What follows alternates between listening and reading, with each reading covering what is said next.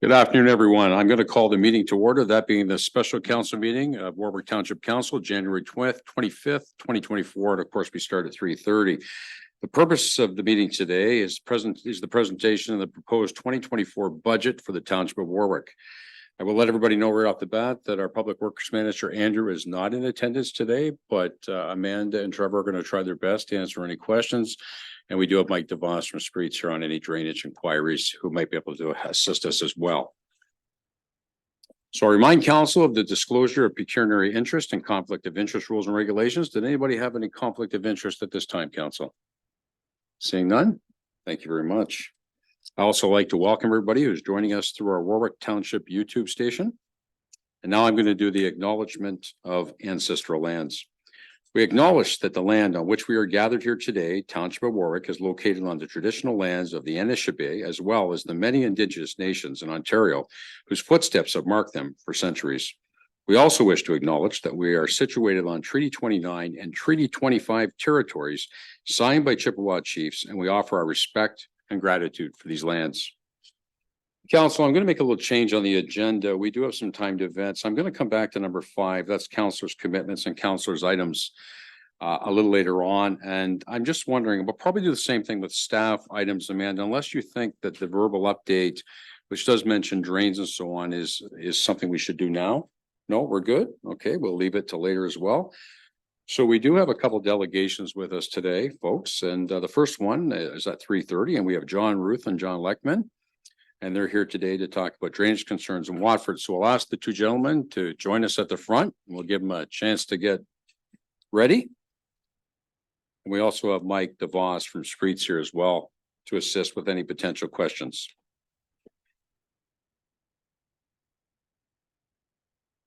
So yeah, so anyways, welcome, gentlemen, and the floor is yours. Thank you. Thank you. Okay, so Mayor Case and council and staff, thank you for letting John and I come forward today. Before I get started, I want to tell you that John and I started down this path, at least here today, on about August 24th. And the staff here has been nothing but fantastic. Every email, every phone call, every piece of advice we asked for, they've provided for us. So good for them. Now, I want to talk about the Brown Jarrett drain, and I want to start with the ditch behind Brookside, which starts right at Warwick Street and heads west. This is a large ditch. It picks up all the water from the north side of Watford and east of Warwick Street. So it's a large area, and that drain is large. It's about 6 feet wide at the bottom, 10 feet deep, and 25 feet wide at the top. The water makes its way westward to John Street, where it encounters a 4-foot culvert. So I think everyone here is fairly proficient in math, and you'll understand that 6 by 10 by 24 doesn't go into 4 very well. So this drain, I've had a lot of experience with it. We own a property at 63 John Street for the last 22 years. The first 14 years, I've never seen that street flood. In the last 9 years, I've seen it flood 4 times. So there's a lot of natural slope from Warwick Street down to John and beyond to Sunset Drive. Anyway, the water tries to make its way either under or over John Street, and goes about 100 feet into an open ditch where it encounters another 48-inch culvert under Sunset Drive. This 48-inch culvert goes as far as the edge of Watford, about 150 feet underground. And the problem, of course, is that we feel the culvert at 4 feet is way undersized. But also, if you were to stand on John Street and look to the west, you would probably assume that the natural slope of that land would mean that Sunset would be about 1 foot to 2 feet lower than John Street. Unfortunately, somewhere along the line in the last 50 or 60 years, someone decided to build Sunset up. So it is in fact almost 2 feet higher. It is actually 21 inches higher than John Street.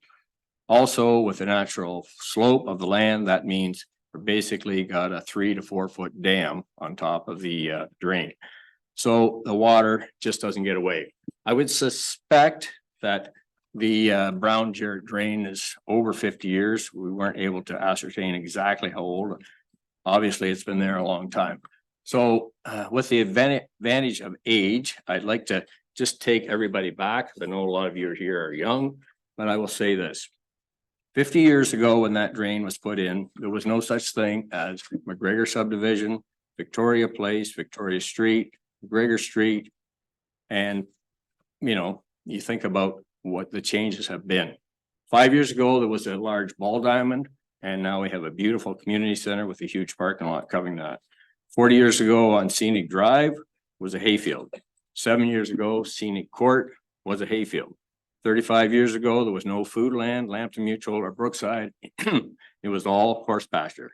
So we've taken that large area and turned it into something that's going to cause water to flow very rapidly. But that's progress. So it was like a huge sponge soaking up all these water for the last 50 years. Somehow something has changed in the last 7 or 8, 9 years. So I guess, you know, when you think about all the houses, all the infrastructure, all the lawns that are now sloped to take all the water immediately out to the street, any water that does seep into the housing area in McGregor, et cetera, is going to encounter a drain to the basement that's going to take it to a sump pump, and then it's going to be forced onto the street. So all that water is probably coming down realistically 300 times faster than it used to come down 50 years ago. So we have to give credit that the people that first put that drain in did a great job, but now obviously it's undersized. So this council and previous councils, to me, has done just a fantastic job over the years of holding the line on spending. And that's great. We need that. But, you know, when you're standing knee deep in water in your basement or in your backyard, and you see another flood every 4 or 5 years, it doesn't give you a warm fuzzy that you're saving $150 on taxes.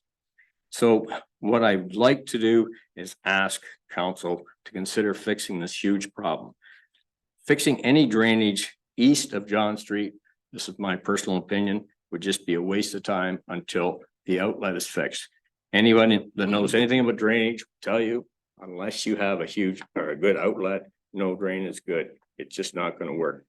But I also want to implore you to be brave enough, if you do decide to fix this, to fix it right. Spend the extra money it's going to take. Don't cheap out so that 20 years from now, when we're all gone, except for you, Amanda, 20 years from now, when we're all gone, somebody doesn't have to come back and complain about what was done in 2025 or 26, and then it was inadequate. Spend a little bit of extra money when you're doing it and do it right. John, got anything? Nope, that's great. Like you said, somewhere along the lines of that road, Sunset has been raised. I just put a rough survey, a very amateur survey on it, and from what I gathered, there's about 5'2" from the top of Sunset to the top of the culvert that goes underneath. So as far as all the utilities and such, I don't know. I have no idea what is going on there, but I think it's worth entertaining the thought of lowering that road or adding a bigger culvert or both. All right, well, thank you very much, gentlemen, for your presentation. Does council have any questions for our presenters? Yes, Councilor Morris. Yeah, John, what's your opinion on the drain past Confed? Is it okay to take the water or does it need work too? You're referring to the drain that goes through my farm? Well, as far as I know, it's due to be cleaned out any day now, which is going to be a big help. If I had to express opinion, it's that the culvert under Confed is in rough shape. It's oval and it is undersized. The night of August 23rd, I was in town. I came home and I'm sure you realize that whole field was flooded and the water was pouring out of there, and the water was about 2 inches from breaching Confed, which would have been, I think, a disaster if that had happened. But having said that, And our property was impacted also, but having said that, at least it's just farmland, it's not basements and cars and everything else. All right, does anybody else have any questions for John or John? Makes it easy on me today with both having the same name. Mike, do you want to speak to this at all? I'm sure you were prepped a little bit for this today. Maybe we could get some comments from you, please. Yes, we were asked by the municipality to look into what is there and the requests that have been made to see the feasibility and the potential cost that may be involved, or any alternatives that could be looked at to save some dollars, because it is a fairly large pipe, and at that length it can get fairly costly for what you're doing. So we do agree that Sunset is higher than what you would normally see in a residential area. Typically, urban storm sewers are designed in the range of a 2 to 5 year storm with excess water flowing over the ground in a bigger rain event. But that's under the assumption that it's not going to cause harm in the case where it does overflow, and not cause damage to safety or to property damage. Because of the elevation of Sunset, there will need to be more flooding upstream once the storm exceeds the capacity of the pipe. So in order for it to flow over ground, it will have to raise higher and have impacts upstream. We don't know why Sunset was done that way. There were no design information, drawings of any kind showing what the grading was of the road at the time. We don't know the age of it. However, I am under the understanding that the municipality is looking at upgrading Sunset Road through a new road reconstruction project, which does provide the opportunity to have asphalt, curb and gutter, and all the things that get replaced and looked at. It could be looked at the same time, which is advantageous if you're going to be looking at the whole thing. So is it appropriate to apply the same level of service, the design standards of a 2 to 5 year storm in this situation? If you're trying to prevent harm upstream, it's probably not. You would have to go bigger than what you would normally consider. And in that case, the question becomes, how big do you go?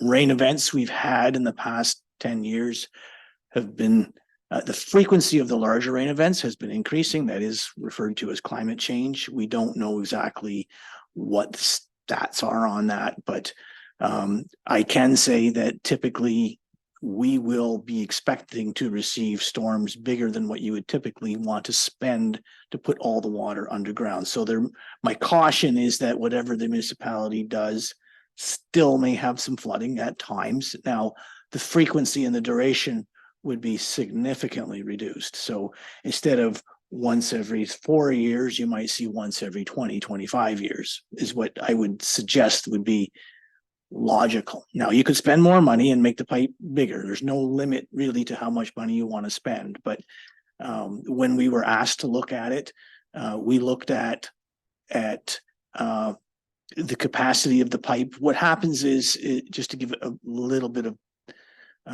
background to council about how these pipes function. On an open channel, pipes are typically relatively short and referred to as culverts. Culverts function under two different ways. They can function purely by pressure and height of water on the upstream side. So the higher the water gets, the more pressure there is to push the water through, and then it shoots out the bottom end. And this is layman's terms. It doesn't flow like a pipe. The longer the pipe is, the longer the distance the water has to go in the pipe, the more that the diameter of the pipe, the smoothness of the pipe, all those things start to play and have an effect on how much water can be pushed through. And because of the length of this pipe, it functions more towards a pipe rather than a culvert. So at that length, and we don't know why. Probably to facilitate housing, but the ditch would have been backfilled and a longer pipe gone from backyard to backyard that was put in. One of the alternatives that council could consider is, because the municipality owns the property on the downstream side, you could convert the pipe that's there into a ditch closer to Sunset. And then so the pipe will perform better and also potentially save some money, some costs, because constructing a ditch is cheaper than buying a bigger pipe. The bigger the pipe is, the more costly it gets. So that was one thing that we looked at, and we have provided a price to do an alternative, which would be having more of a channel. Now it would be a trapezoidal ditch that would be 10 feet deep. So there's considerations to be given. When you have such a thing in an urban area, do you want that? You have safety concerns, and just the aesthetics of it. You're going to have to weigh that compared to the amount of money that would be saved by doing it. So we did provide money to look at that. We chose a larger rain event that would be more in acceptance of the situation that you have. You could go bigger and then try to ensure that, the bigger storm will be able to go through the pipe. But, we didn't feel it was necessary to go to the 100-year storm design or the 200-year storm design. There's what they call the regional event, or the old Hurricane Hazel that was in this region, one of the biggest storms ever. We didn't go to that stage with the design, but you're drastically bigger, like 5 times bigger than what's there now. So that's the numbers that you have in the pricing. So the target of how big you want to make the pipe is it almost comes down to economics and what your expectations of how often that flood would come back to have to build up to the road. Well, thank you very much, Mike. And we do have another project that we're looking at as well, as far as residential development. Amanda, do you want to speak to that and how the two connect? Sure.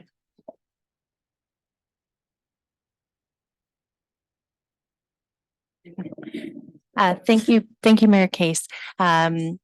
I just wanted to highlight exactly that for council, just briefly. So in our conversations with John and with Mike DeVos, identifying that perhaps some improvements might be advantageous to the particular outlet on Brown Jarrett drain. We also identified that as part of your 2024 proposed budget, you have a project proposed for Sunset Avenue. And that project includes some water line replacement, some road reconstruction, and a number of other elements. Because that project was proposed for this year, and there is another delegation on that project as well following this, we thought it would be timely for council to consider the fact that this request had come and that a potential improvement had been identified at the same time. What I do want to note for council's information is that the two options included on the agenda with the budgetary impacts have not been included in the capital budget at this time. So when you're looking at numbers and considering the Sunset Avenue project or any other types of variations of a drainage enhancement, I just want to clarify they're not included in your numbers at this time. But that's why we thought having John and John attend along with Mike just might provide more information for council today. Thanks. Mike, you have a comment? Yes, one thing I forgot to mention, and it was considered, we had discussions of potentially lowering the elevation of Sunset to see if, that would help. We did investigate it. It is not feasible to be able to do that because of some of the driveways that are there. In order to do that, we would be creating driveways that would be beyond the normal and acceptable grade. So the steepness of those driveways, even starting right at the garage or right at the building, would be steeper than what we would be recommending. So we would love to be able to do it, and it would save money if we could. It would just make some of those, not all the driveways, but some of the driveways unacceptable. So we didn't pursue providing a dollar number to do that. Okay, thank you, Mike. John, please. Yeah, I have agreed with or disagreed with Mike on this a couple times. And I don't doubt that there is climate change. We have to take that into consideration, but I think there's a couple things here. The first thing is that it appears as if we're dealing with a situation on Sunset that was never engineered properly. Yeah, it's quite possible back in the old days, maybe somebody just said, let's just continue on with the 4-foot pipe here. It's gonna look great and it is prettier. But as far as the ditch goes, there's already ditches there. So I'm not sure that not putting a ditch in is a good idea. I think a ditch is a simple, cheaper answer. I understand where you're coming from though, Mike. The other thing is the rest of the drain, the Brown Jared drain, I would say has been engineered, but it was engineered for a lot of hay fields and horse pastures and not for concrete and asphalt. If I could just going to the driveway part, when you say it's acceptable or wouldn't be acceptable, are we talking about a code? Or are we just, have we approached the actual owners of the residents to, address the grade? Yeah, that would be with what you're referring to as code. It's not an actual code, but it's recommendations by the province and they call it Ontario Provincial Standards. So they are standards. It's not necessarily enshrined as a law, but there are standards that provide recommended grades on driveways, and we would be steeper than what we would typically be viewed. And not only that, it would be from past experience of when we have done driveways that are close to what the maximum is. We have had property owners complain that it is too steep. They don't like it. When you start to do things close to that limit, we have seen complaints of residences before. Okay, anybody else have any questions? Councillor Westgate? Mike, when you designed this, we had 8 inches of rain that last storm or more, more. How much would you did you design it for rain in the day? This is not necessarily going to take that rain event. Conditions in the upper watershed and conditions of previous rain events will impact the actual flooding at the time. It's not just the quantity of rain. The duration of the rain, the shorter the rain will have an impact too on the volume of flooding that you get. But we're a bigger design. The one that you had at that rain event would have been the largest one that you've had in quite a while. So would it have gone over the road or up to the road? It's hard to say exactly, but it wouldn't say that we're designing for that. Now, there are other rain events that have caused problems in this area that are smaller, and those ones will not be a problem. We're approaching this storm, but not as big. I went down and had a look at it again today. If we can't lower the road, I thought probably by looking at the laneways and stuff, we could lower it some. If we can't, we could put culverts above the other culverts that would take an overflow too, could we not? A line of them or so, just below the road? The problem is downstream, it probably would work. Because you could grade the property down a little bit to provide some depth for those culverts. But upstream, you have houses on both sides that are not that far away, and you still need to have a minimum cover over the road between the pipe and the road. And so by the time you add 2 or 3 smaller pipes, shorter pipes that would go underneath the pavement, you would need enough depth for the diameter of the pipe and the cover. And then that means that you would be cutting down the ground between the houses to the point to get the kind of volumes that you're talking about, you'd be cutting down that ground to the point where it would become unacceptable. Is it possible that it might be done? Yes.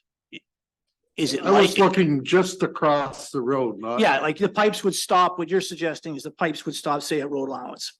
So that the water then would have to build up and find its way from the end of the ditch to these pipes at a low enough elevation that it's not going to harm upstream.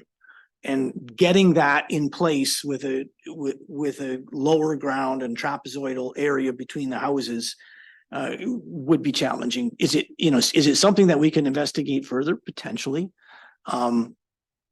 Just from past experience, I have my doubts that it would be feasible. If you instruct me to look at it, I could. I wouldn't want to say for sure it wouldn't work. I'm just guessing that I would think that we would have difficulty. Yeah. Okay, John, go ahead. So as far as how much you need coverage above the culvert, what would the minimum be? 'Cause John Street, we must be at a minimum there, because I think there's maybe a foot at best, probably less. And I'll also, one more question. If whatever the acceptable level is as far as driveway slope, could we not, since the road's gonna be apart anyways, lower the road to the maximum of the acceptable level, so we can gain a little bit as well? Yes, lowering the road a little bit could be looked at. We just certainly couldn't get the amount of elevation drop that you would need to provide the solution that was being requested. So lowering the road a little bit would be feasible. Would it get you anywhere near what you need? No, but it would be an additional piece of help that certainly could be considered.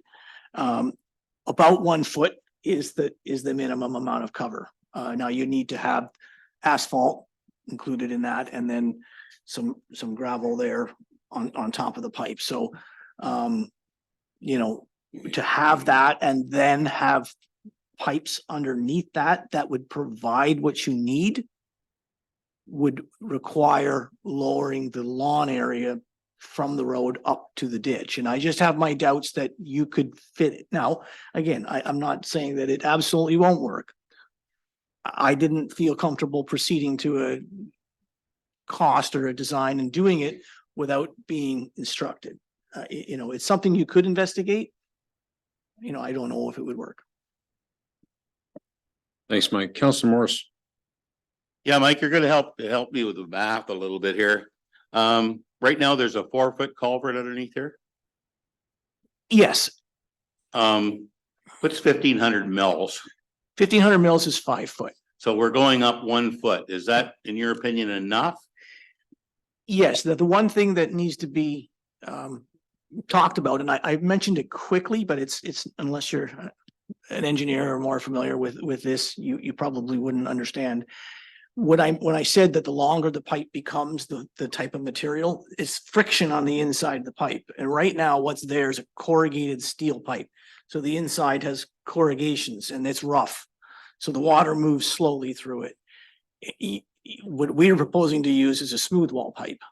So there's no corrugations in there. So you're going to get an improvement strictly because of the material, you know, to the equivalent of maybe changing it from a 4 foot to a 4.5 foot right off the bat.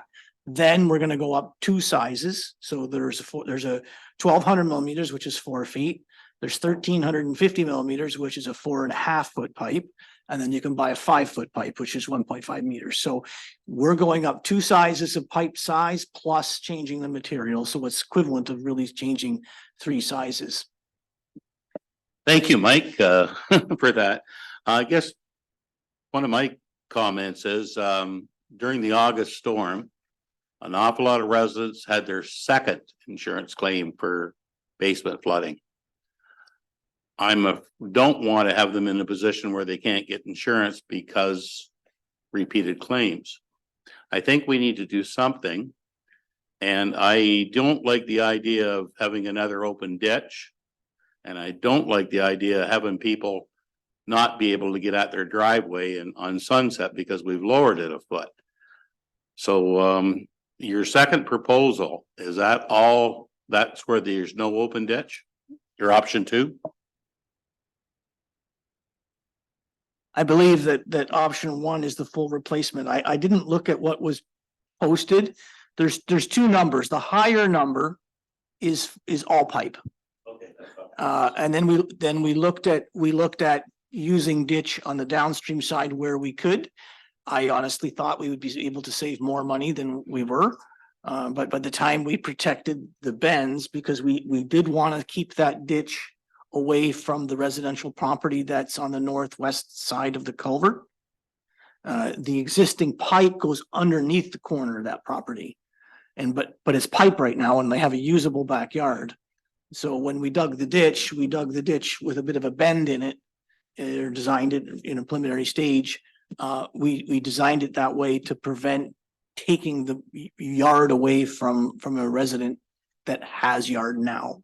So yeah, the more expensive version, it would be all 5 foot pipe. Okay, thank you very much. Anybody else have any comments or questions at this time? We have another gentleman waiting to present. Okay, well, thank you very much, gentlemen, for bringing your concerns forward, and we'll definitely be getting in touch with you and notifying you on what the decision of council is on this. So thank you very much, guys. Appreciate you coming. Thank you. Okay, council, our second delegation today, we have Frank Calipari, who is here to talk about the infrastructure for Heritage Creek subdivision, which is the other project that we spoke about that it sort of piggybacks on this drain issue. So is Frank with us, Amanda? I see Frank. Hi, Frank. Can you hear me? You can hear me, Frank? There we go. Yep. There, now I can hear you, and you can hear me okay? Yes, no problem. Thank Perfect. you. So Frank, what we always do here in a case like this is we give you the floor, let you make your presentation, and then we'll ask any questions at the end if that works for you. Yep, sounds good. Thanks, Frank. Floor is yours. All right, I just want to apologize for not being there in person today. But with three little rascals at home, they seem to bring stuff home with them from school, and now it's getting to us adults here. But anyway, I just wanted to introduce myself to the new council. I'm not sure we haven't had too many interactions.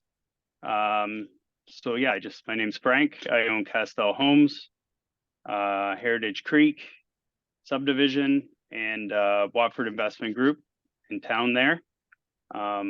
So anyway, yeah, I just wanted to go through my presentation, if that's up there, Amanda.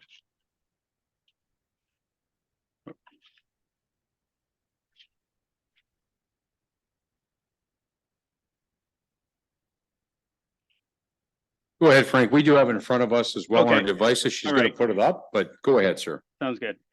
So I'll just give everybody a background on the farm and the development, just a quick background of how it all came to. So back in 2019, we built Encina Court, lots of success there. We were introduced to the owners of the farm with the township, and eventually we came to a deal to make a purchase of their farm. In the meantime, we severed 2 acres off for them for their personal residence. And then in March 2021, we submitted our application for our phase 1 draft plan. Took about a year and a bit to get all the engineering and all of the approvals done. Sorry. And then we went through a bunch of different engineering submissions as pretty normal. Then COVID hit and the market kind of changed. After COVID, as everybody knows, the house prices went up pretty quickly. So in February 2023, we decided to densify the plan and add 10 more lots to the subdivision, and shrink the lots down from 50 footers to 40 footers in width, and added, like I said, the 10 semi lots there, which is actually 20 residences. This is pretty normal. We're seeing this in London quite a bit.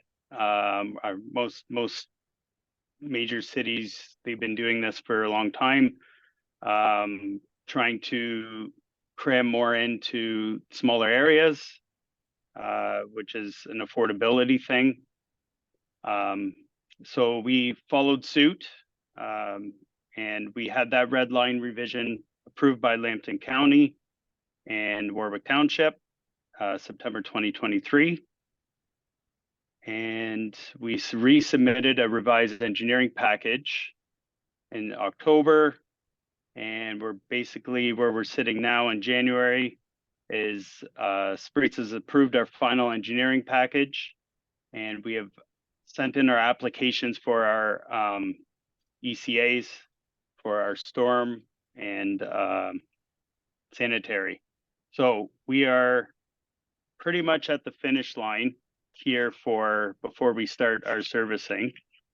If you go to the next slide, I'll show you what the site looks like. I'm sure you guys have seen this before. Some of you have. The blue area are the semi-detached properties. So like I said, there's 28 semis in that area. And then around the perimeter of the site, where the darker thick line is there, those are single family homes. So we thought that this site plan would look the best, work the best, and give us the maximum amount of properties we can get into this area, which is following what the governments are looking for us to do as developers. If you go to the next slide, these are our projected timelines. So late spring, we could be May, June, start servicing the site. It'd take it probably around 2 to 3 months to actually service a subdivision on our work. And then we would usually start a model home just before the subdivision actually finished all of its servicing. So generally, once curbs, or we know when curbs are going in, and hydros, air and gas, we would start model homes. It just gives us a head start to try to get some sales. And then we would hope to have our first home buyers moving in the late winter or midwinter, depending on obviously weather and all of that stuff. So that's our projected timelines for the subdivision. Go to the next slide, please. So the original engineering package on the first go around, we had designed the site to have 2 pipes going up John Street of our subdivision, which is the blue line that you see on the little graph there. The reason why we needed 2 pipes is because the outlet or the inlet on Confederation is at a certain height. So in order for us to service our phase 1, we would have to meet that inlet of the sanitary line. Now with this infrastructure project on Sunset, our second round of engineering, once we did our red line revisions, we lowered the site down and lowered the pipes down to meet the new sanitary design from Spreets. So this is why we're talking today, or why I'm here today, is just to talk to you guys about the cost savings of not having that second pipe in there and the maintenance issues down the road. And we could be talking 50, 60, 70 years down the road, but not having those 2 pipes in the ground there. One would be around, I think, 14 or 15 feet deep. And then we'd have another sanitary line on top of that one feeding into the lower one. It's not a great design. From what I know, this is something that they do worst case scenario.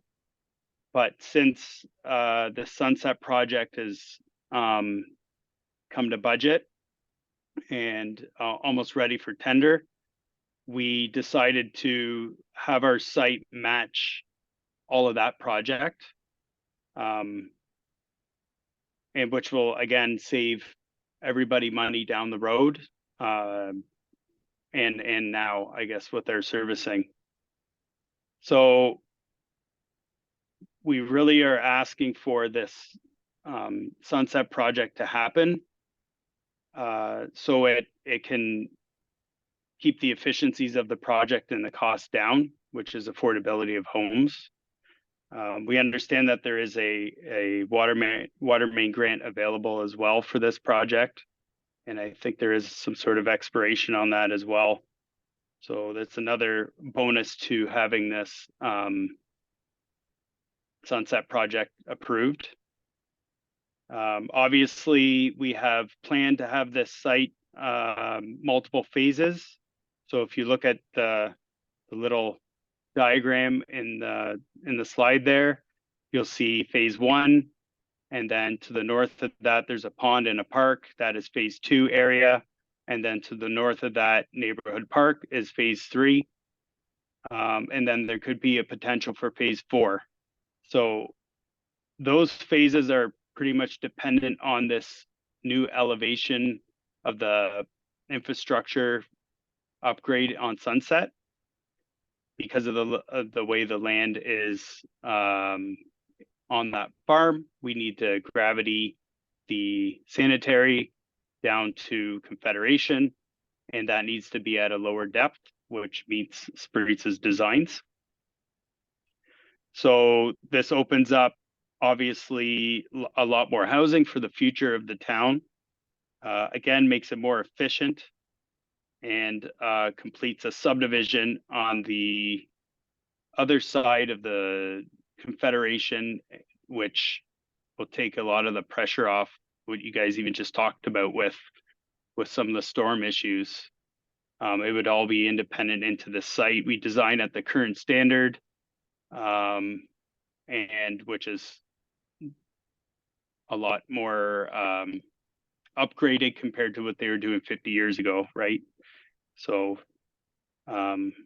this pipe this upgraded will also extend through John Street North in our subdivision to pick up the industrial lands to the north and anything, any new buildings or infrastructure projects or commercial or industrial, whatever's happening up in the north end there, relieve some of that pressure as well. The pipe will be sized to take all of that, and it will be in a municipal roadway, which is obviously something you would like to have for maintenance. So again, we're asking that this budget get approved today, because as the time goes on, our phases get further, or the second and third phase and fourth phase will get further pushed aside, and costs of infrastructure and the infrastructure work is going up yearly. So I guess the price today to do it is, call it 3 million, but next year might be 3.4 million, and the year after that might be 3.8 million, and whatever happens. We all know that the costs aren't going down on anything. So I guess if this is done now, it's future savings. And we do need this pipe to have our second and third phases go. We believe that the first phase is going to sell pretty quickly, being that we're going to keep it very affordable. So we are already in the works of getting our second and third phases going. It is not zoned at the moment, but Lambton County and myself and Warwick staff, we're working on getting that change in the new official plan coming up. The next slide, please. This is a slide that I included about 4 years ago when I first talked about this subdivision. I modified a couple of the numbers, but basically I've said this from day one when we started on Scenic. You know, Watford has very little houses for sale all the time. At one point there was maybe 1 or 2 houses. Today there's about 11. So what the subdivision will do is open up more listings into the area, give a fresh product for somebody to purchase. What that does is take somebody out of a lower priced home and opens that market up to somebody that can afford that price range.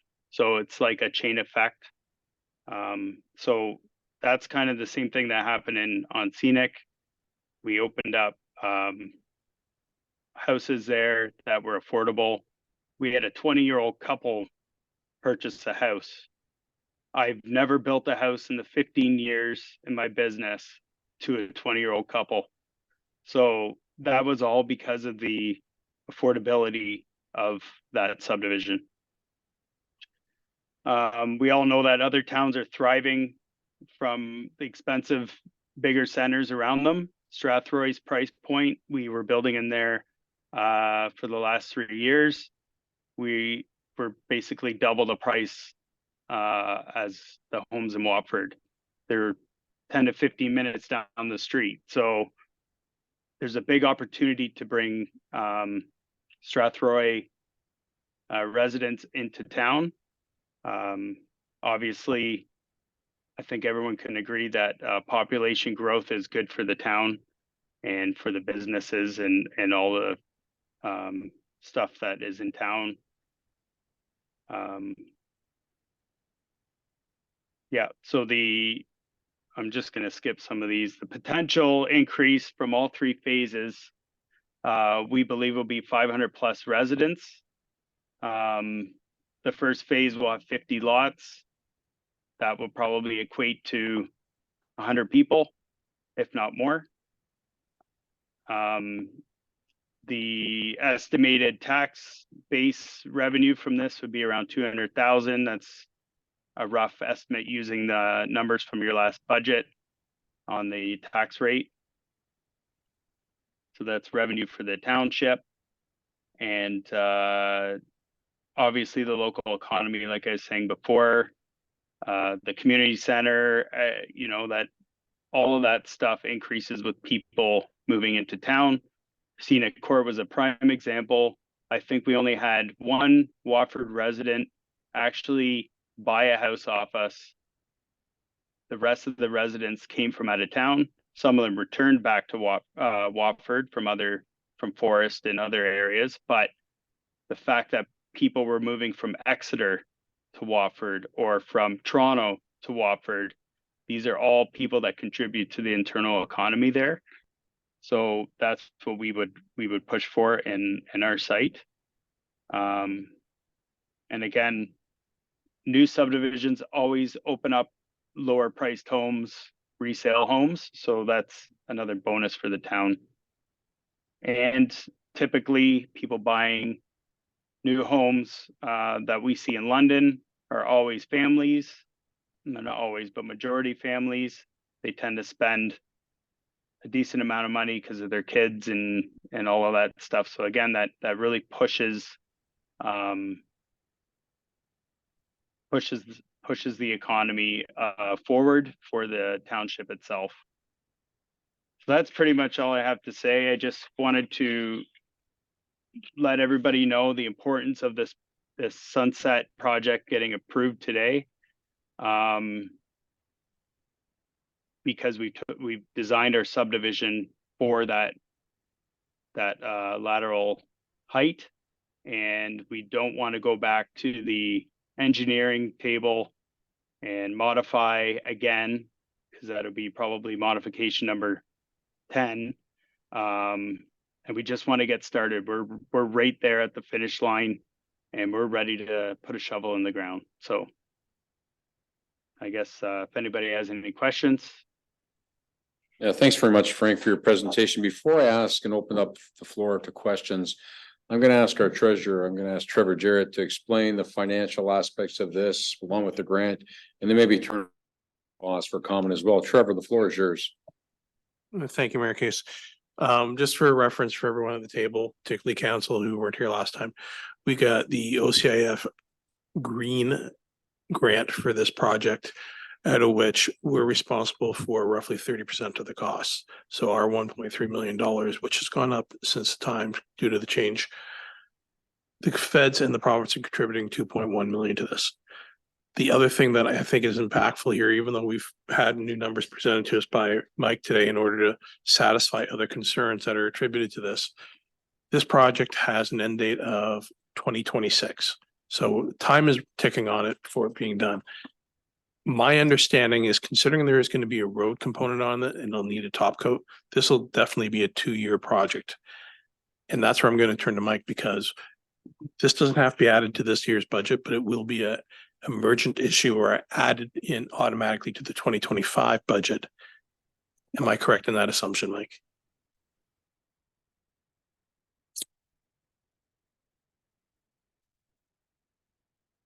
If you're referring to the culvert or the road project, the road work. There will be work the second year. Typically, we do recommend the first coat sit. You don't have to, but depending upon the time of year that it gets put in, we would typically like to see it sit over a winter. Yeah, that was where I was looking. So really, I guess for phase one, if council saw fit to move this project forward, what would be looking at in dollars as far as a commitment in year one? Give me 2 seconds, pull my sheet. For year one, based on where we're at to tie into the grant and everything else would be 1.219 million. Okay, so that's exactly what we would have to add to this budget this year at this time. That's already. It's already in the budget? One of the projects we recommend. Okay, so those monies are already in this budget at this time, and that also will include and will help the folks on the other residential streets, and John were alluding to in some of their concerns. Okay, now I'll open it up for questions with that explanation. Councillor Morris and then Councillor Westgate. Yeah, this question is for you, Frank. I agree totally. We need housing. Are you planning on building the semi-detached homes first or a single home first? We need housing. I don't know what your thoughts are. So the nice thing is we have the product for the single family lots. We've built them in 3 different subdivisions. So all the perimeter lots around that site, very, very simple. We have about 8 to 10 plans that we can bring to the table instantly, put up a model and sell the typical process. The semis, we are designing 1 floors, 2-story semis. We're even looking into a more affordable option of a semi without a garage. It's not if we were to do something like that or propose something like that into the site, it would be strictly for affordability. Our plan is to keep the cost as low as possible for the end consumer. We're really going to try to get people in there for the $450 range on the low end, if not lower. So that is huge because I just looked in town now on MLS and there's houses that are 30 years old that are selling for that price. So if we can offer a brand new product at that range, that'd be beneficial. The semis and the singles will go at the exact same time. We build them to suit. Obviously with a semi, you can't just build one, you have to build both sides. So we would build, if somebody were to buy just say lot 40, we would build lot 39 with it. So that is like a spec or a model home or something like that. So we're not going to do just one. We're going to do whatever sells will get built. Councillor Morris, does that give you all the information you're there? Do you have more you'd like to Yeah, add? thanks, Frank. The semi-detached, I think, are needed very much so for the young families trying to buy houses because even your $450,000 house is maybe out of their deposit range, where the semi-detached, I think, can bring a lot of young families in, and I'd like to see that. Councillor Westgate, you're up next. Of this 1.3 million, some of that can come out of our water, some can come out of our sewer. Yep. And some can come out of the drainage in town, although I don't think we've got a lot of money in that account. Am I right? You're absolutely correct, Councillor Westgate. That true up would happen at the end of the project once we do the final numbers, but a portion of it would. On rough numbers, Andrew and I have taken a look. It's probably about $400,000 going to come from the water reserve at the end of the project. So there is going to be sufficient transfers from reserves, but it's still the cash flow question. But with the new homes and stuff going in, Frank's still gonna have to pay us for hooking up to water and sewer. For phases 2 and 3, phase 1, we waived because he started prior to the DCs. Anybody else on council, any questions? Yes, Councillor Manning, please. Hi, this question's for Frank. Hi, Frank. My name's Counselor Manning, kind of new to the council, so I wasn't privy at the start of these projects. So maybe I'm asking questions that have already been answered, but I'm just curious, phase 2 and phase 3, what are your projected timelines on those? And also, if we're going to invest in this, obviously, we're going to expand this project to accommodate for phase 2 and 3. What kind of guarantee do we have that you'll continue with those? So we do get a return on the investment for that.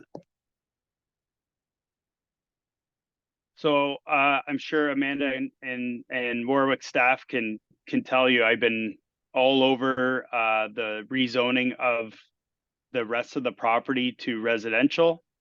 It's been a long 4 years, 3.5 years of trying to figure out when and how we move phase 2 and 3 into residential zoning.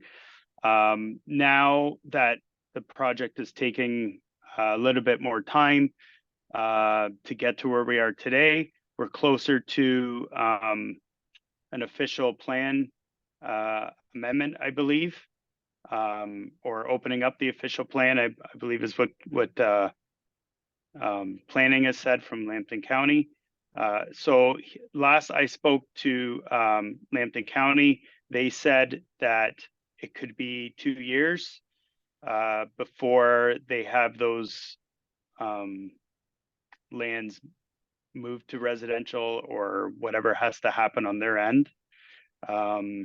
So this site, this phase 1, I'm gonna give myself 3 years to finish it. That means from the start of the first house to the final coat of asphalt, which would eventually turn over to the municipality. That's an aggressive timeline. That is basically 25 houses a year. We're really hoping that the economy and the housing market turns, which will speed that up very quickly. But so the 3 years would work for the 2-year timeline that Lambton County has given me. Once the infrastructure is there, the next phases go pretty quickly. Yes, there will have to be a pond revision and maybe we make the pond bigger. We incorporate some parks and all some other things that will need to happen.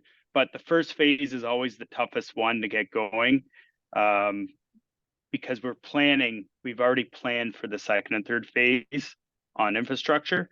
And that's kind of, we'd only be a year to get the second phase going with the engineering process once the zoning is there. So Lambton County's got and the township will all have to work together to try to get that zoning moved over for second and third phase. Thank you, Frank. That answered my question. Great. Does anybody else? Mike, please. Yeah, some of you were around back when the discussion of a new sanitary trunk was being contemplated, and I just thought because maybe you weren't around prior when some of these discussions and ideas were thrown around. The sanitary sewer portion that would be going along Sunset would be a new trunk sanitary that would service not just the lands where this subdivision is, but also the industrial lands on the east side of Nauvoo. When the sanitary sewers were put in there was still some excess capacity left to have that sewage go internal down Nauvoo. But it was cautioned that the more building you do within the industrial subdivision, the more you're going to gobble up the leftover capacity. And at some point, having a new trunk sanitary, even without the residential component, would be advisable, as well as to open up some capacity for areas east on the east side of Watford. So the trunk sanitary is not just particularly for this development. It has more involved with its purpose. Thank you very much for that, Mike. Did anybody else have any questions for Frank or Mike? Anything at all? Seeing none. Thank you very much, Frank, for your presentation. I hope you're feeling well soon. And we'll be in touch and we'll let you know how all this rolls out at the end of the day. So thanks very much for your time. Thank you, everybody. Take care, Frank. Thank you. Okay, council, we're gonna go back to the agenda and I'm gonna go back to number 5 on the agenda. And number 5 on the agenda was councillor commitment items, and that was 5A. Did anybody have anything they wish to add to the list? Yes, Councillor Morris. Yes, I would like to add March 13th to the 20th. And August 2nd to the 10th, please. Thank you, sir. Anybody else who wishes to add to the list? Councillor Westgate.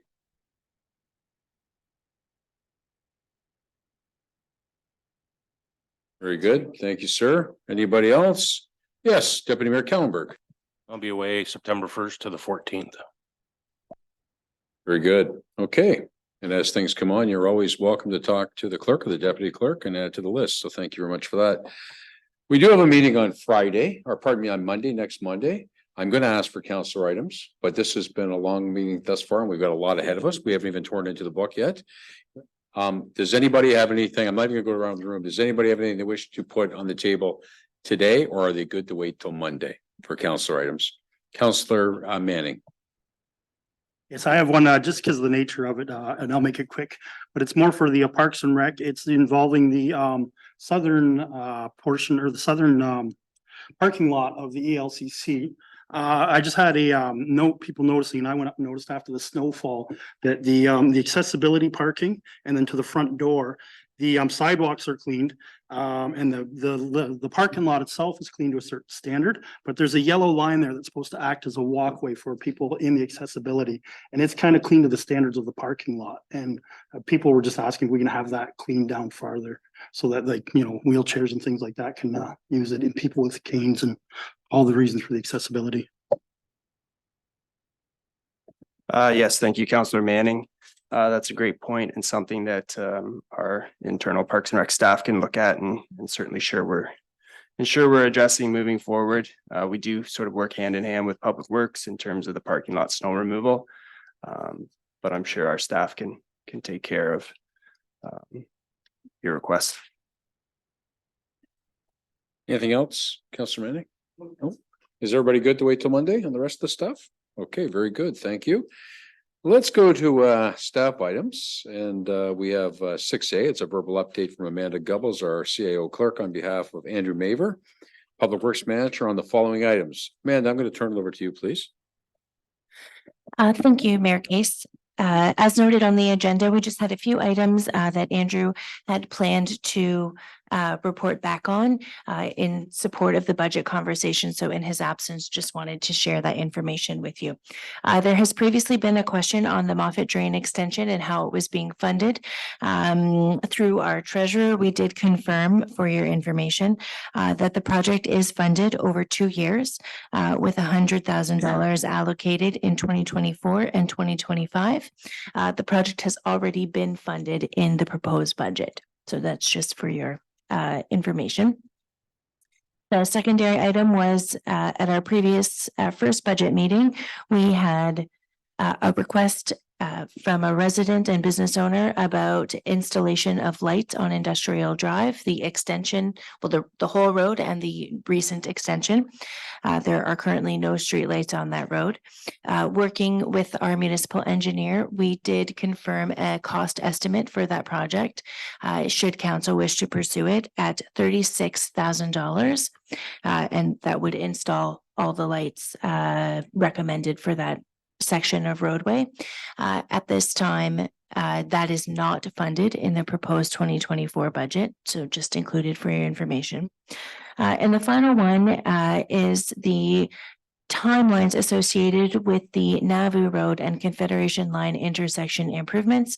Council may recall this has been a long discussion with our partners at the County of Lambton to enhance the safety at that intersection and improve traffic flow. We have been working with them for a number of years, and they are at about 90% design for the project. The current estimate for the project was, I want to say 100 and our portion is $150,000 towards the project. Now that budget estimate is from some time ago, and the design has been updated, so that may change slightly, but without the design completed, we weren't able to get an updated estimate for council's budget consideration.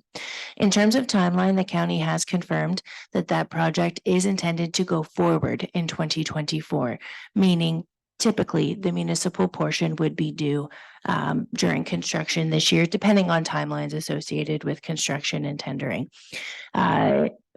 In working with the county, though, they have agreed that if it was advantageous to the municipality, they would be able to cover that cost for a short term for us to budget in the 2025 budget. So that's again, just for your information, and very great of them as our partner to do so or to offer that. Also just want to confirm that that $150,000 allocation to support that project is also not included in your 2024 proposed budget. So those were all timely matters I thought you should know about, and happy to try to answer any additional follow-up questions. Counselor Manning. Yeah, with the county covering that portion, is there an interest rate attached to that? I believe as our partners, they confirmed that no, they would not be looking to charge interest. They just would support us to ensure that the project was done on their capital timeline as well as ours, so that we could work together to provide that enhanced service at that intersection. Counselor Morris. Yes, Amanda. You mentioned about the Moffett drain extension. Where is that money coming from? Is that coming from the sewer account since it's all lagoon drainage? We have 100,000 allocated every year to municipal drains, and it would come from that 100,000 allocation. And based on the workload Andrew believes over the 2-year period, which was first done, it would have been allocated and paid for accordingly over those 2 years. I guess the part that I'm worried about is, or concerned about is, that is the pure lagoon charge, pure sewage charge. It shouldn't be paid for by the whole taxpayers of Warwick Township. I know we bring in money on that farm for the rent. I think that's where the money should come from, and from the sewer reserves. I don't think it should be charged to the general account across the whole township. I have no problem looking at that and taking that as direction to come back with the report. I didn't know that where it was coming from, to be honest. Counselor Westgate. When it comes from our water account and drainage, that's the drainage account in town. In the township, the municipal drains cover. People in town pay an extra portion of their taxes to that. So it's really the town where the sewers are that is covering it, not the whole township. Okay, anybody else have any questions on what Amanda's just explained to us? So we're talking another total between those two projects that are not in the budget, about another $186,000 if council wished to add any of those to the current budget deliberations. Does anybody at this time wish to add any one of those two projects to this council's budget deliberations for 2024? Seeing none? Okay, thank you very much. Very good. Let's go to number 8. That's staff reports. The first one is Amanda, and it's the provision of Township of Warwick 2024 Departmental Business Plans. Amanda, do you want to touch on this? It's from the Finance and Economic Development, Public Works and Park and Recreation standpoint. Absolutely. Thank you, Mayor Case. You'll see that attached to the agenda, there is a departmental business plan provided by each of our, I'll say, departments and service areas within the municipality. This is the second year our team has prepared these plans for council's consideration. Internally, we think these are a great tool to help us, focus, review resources, and also identify priorities based on existing plans like the budget as well as strategic plans, but also to capture the intended kind of more operational projects that don't necessarily have a large budget allocation, but are a goal for the year. So today, I'm just presenting and providing these to council for your information. Of course, they will be amended depending on any budgetary approvals that alter from what is included in the reports, but wanted to share with you for your information. And of course, all members of the senior leadership team are happy to take questions on the proposed plans, or now or at any time should you one arise. Thank you. Does anybody have any questions for anybody outlining what's outlined in that report today? Seeing none. Thank you, Amanda. Could I have a motion to receive and file a report? Counselor Morris and Counselor Manning, all in favor? That is carried. Thank you. Let's go to 8B if we could, and that's the paved road study update. Amanda, are you taking that one as well? Sure. Thank you. Thanks, Mayor Case. So at the request of council, and I believe it was our last special budget meeting, council asked for a report from our public works manager on the status of the paved road study and to outline kind of the implementation status so far. So following that request and direction, Andrew has prepared this report, which provides a summary of all the work that was recommended and completed to date as a result of the previous paved road study. For some context, additionally for council, I'm sure you remember, but I will remind you that this report, I believe, was requested because the update of the paved road study is proposed in the 2024 budget for an allocation of $25,000. That's not a new allocation. That's one already included. Through Trevor and myself, we're happy to answer any questions that we can to provide any additional context on this report. Thank you. Thank you, Amanda. Does anybody have any questions on the paved road study as outlined by Amanda? Deputy Mayor Kellenberg. Not really a question. I just thought maybe we hold off. I think there's still plenty of projects on there that we know we have to get done. Maybe we can hold the study off for another year. Just a suggestion. Are you, not to put words in your mouth, is that a motion to take those dollars out of the budget this time around? Not to put words in your mouth, Deputy Mayor. Yes, I will make that motion to take that out of the budget. Councilor Morris, are you seconding that? Do you want to speak to it? Yes, Are I you seconding second it? that Go ahead. motion. I think it's only been 4 years. I think we can wait a little bit. Anybody else? Further discussion? I have a mover and seconder. I have a motion on the floor. Any further discussion at all on it? I'll call the question. All in favor? Opposed? That's carried. Thank you. So that can be taken out of this year's budget. Thank you very much. We're going to go to C. And C is Trevor's presentation to us. And we finally got there, Trevor. Took us a while, but it's been a good meeting thus far with lots of information. So when you are ready, first I'll ask council, does anybody wish to take a break at this particular time? Does anybody need a quick break? If not, we'll just continue on. Very good. Trevor, the floor is yours. Thank you, Mayor Case. Prior to going through my update in terms of presentation, I think it's probably prudent if we go through the binder to see whether or not there's any questions on that before we go to the changes and address what I say we should recommend for a tax increase for council's deliberation. So Council, is there anybody that has an item in this budget they'd like to have a discussion on removing? Perhaps it's in the book already. Or does anybody have anything they wish to maybe potentially add? I know it's a pretty broad question at this point in time, but does anybody, do you want to start us off, Councilor Morris, with a few things? That I makes it guess I easier. can start a little bit. The student wages, we've got 15,000 through. Is that for your program, Ryan, for the summer? Yes, so we do have three, have budgeted for 3 summer students in Parks and Recreation. Now, are we going for grants this year? Yes, thank you, Councilor Morris.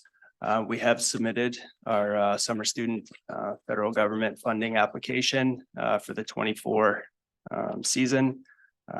Still awaiting response and or approval of that funding. Carry on. Okay, I guess the next section I'm into is the annual donation list. We've got $3,000 scheduled for Cat Chance Rescue. Was that even used this year, Trevor? yes, it was. It was, okay. And the other thing is, under protection, I noticed farm safety for $500. Is that not just a pure donation? I think maybe we should transfer it to donation page. Well, no, it's not. It's not? No. Okay, thank you. Just for the video, Councillor Morris, that allocation of 500, I believe, is to support a local representative attending on Warwick's behalf. We may have them on the annual donation list as well. I guess the next one is Warwick Fire Department. Watford has a caretaker that's budgeted for, Warwick does not. Is that included with the township building, just cleaning?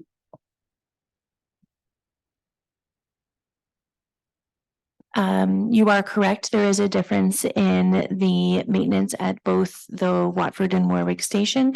That is something that we have noted as part of our budget review, and something that we will be speaking with the chiefs about in this term, in addition to some of the other operational expenses at both stations. For now, though, we do have an agreement with a caretaker at the Watford station, so it's the budget amount represents the existing agreement. Guess I'm cutting the operation budget here a little bit, picking on it because I like to see the taxation cover it. Watford Fire Department 150th anniversary or celebrations. Are we planning a celebration? Is that why it's budgeted in there? You want to speak to that, Trevor? Yeah, I'll address that. It was a request from the chief as it's the 150th anniversary, and it's a request that's going through council for deliberation.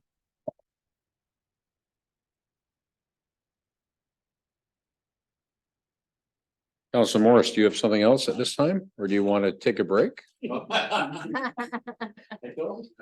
that's okay. That's okay. We'll give you a chance when you get to work. Does anybody else have anything in the book? Yes, Deputy Mayor. Floor is yours. This is concerning board advertising. The actual was stating $125, but we budgeted $8,500 both last year and for this year. Is why the discrepancy, I guess. The timing of the budget numbers that go in here are prior to the year's announcement.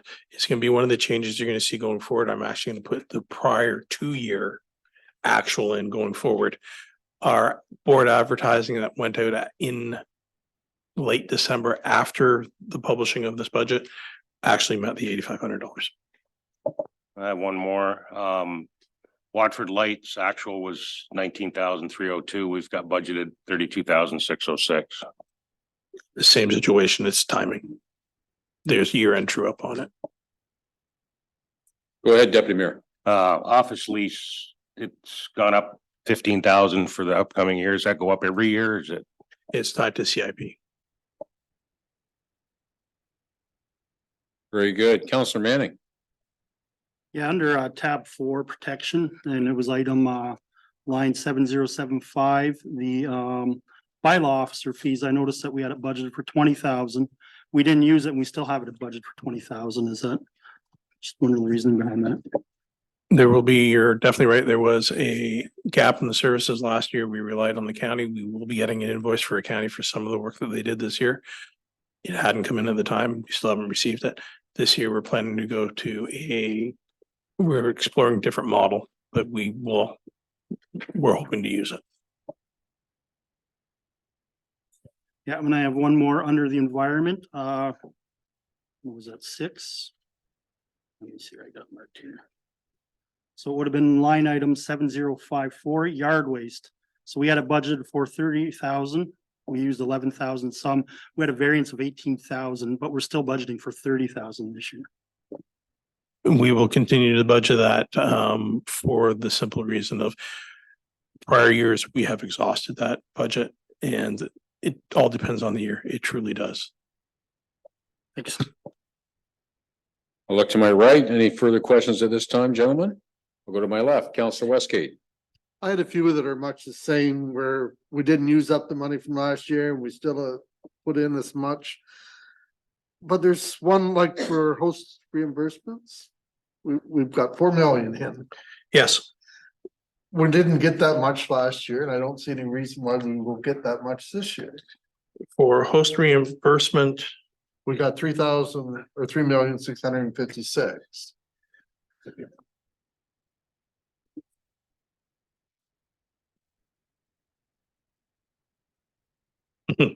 again, it's timing.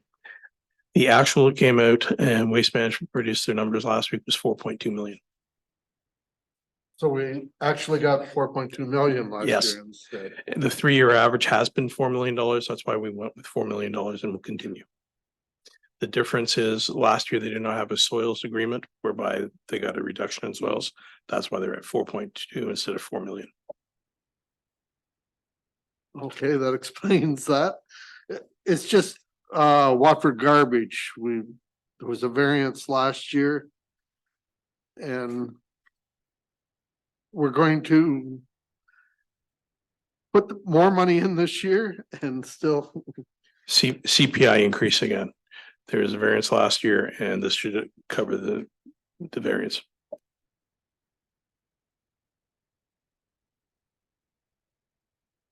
no, I guess it'll do. It's just, Councilor Morris. Yeah, I caught up to my pages again. Under the development, Trevor. Legal, we used 4,000 this year and we're budgeting 10. Okay, what page is it here? Department, 760. yeah. Legal, we only use 4,000, we're budgeting 10.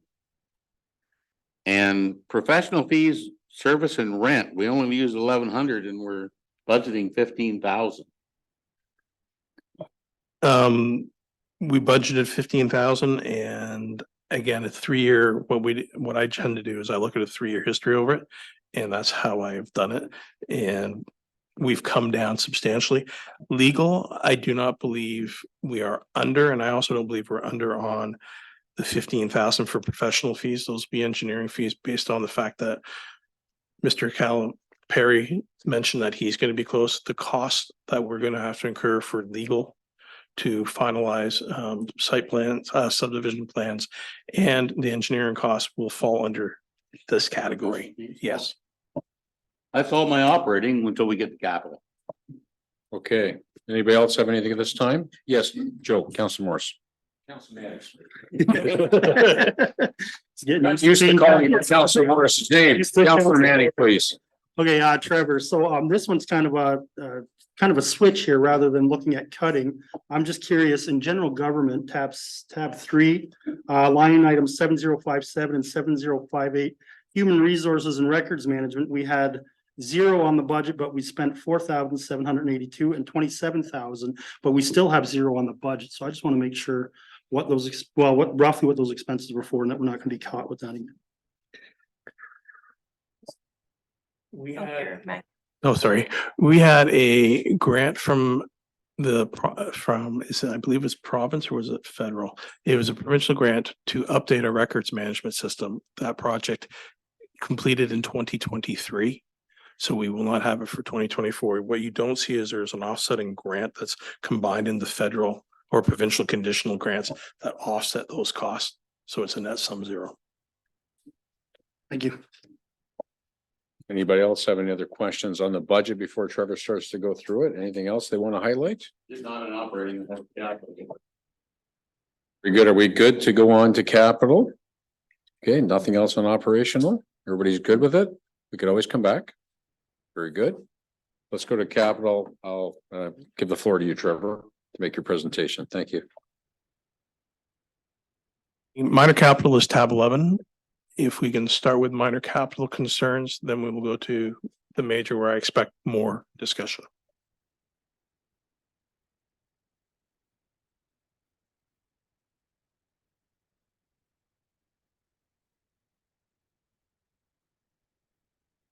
And just for reference, all the minor capital numbers that are in here then get tied into the O&M 790 account, 792 account for the respective department. So they're baked into the operational budget.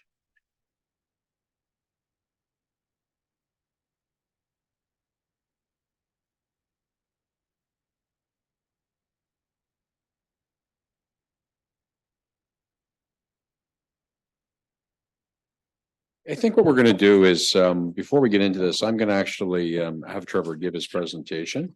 We started off by going to the book and just seeing if there was anything that anybody wanted to touch on now. So I'll turn over to you, Trevor, to make your presentation. Then we can come back the capital side, and there might be some questions in your presentation. The presentation might even answer some of the questions that somebody might have when it comes to capital side. So again, I'll turn it over to you, Trevor. It's very quick and brief in here. The bulk of the information went out December for consumption. I'm glad, to be honest, the more questions, the better, because it forces us to rethink things and look at it, and it's nice to know. We've had, next tab, please, Amanda. Since the time we've made 20 operational changes and 1 capital change to the budget that's been presented today. The operational changes, the net impact of it is a reduction of $132,000, roughly. The biggest thing that I will note for people is we've had greater traction of rentals at the arena for the first time since I've been here in 7 years. We've actually exceeded budget on ice time rentals. So the utilization of the arena has gone up. In fairness, there was some years that were odd years, but at the same time, that's a positive thing. So we've increased that income stream that we expect. Based on our investments that are out there right now, we've increased the expected returns on each of those investments to the tune of basically $105,000. We're expecting more than what we've made last year. Again, it's based upon traction and where interest rates have settled. We've had some reductions in certain things. We've got some truing up still occurring in the ELCC as we onboard it. The accounting treatment we're doing for the utilities in the arena versus the utilities in the ELCC is we're splitting the bill because we don't have it separately metered. So we were overestimating the total. So now we've got it trued where we believe it's correct. So everything said and done, there's $132,000 in the savings. What that does, next slide, Amanda. Sorry. When we first presented the budget on December 7th, we said to feel comfortable, a 5% tax increase would still draw $583,000 from expenditures. As we can see, the host agreement funds came in $200,000 higher. We've managed to save things happen throughout the year. It's not static. This 131,000 alone will bring us down to 452 maximum we plan to draw from reserves. If you take in the fact that where the world ends up afterwards, if we expect the same numbers coming in from waste management, they don't have a soils agreement, that $4 million that we budgeted will be $4.2 million next year. So that continues to shrink.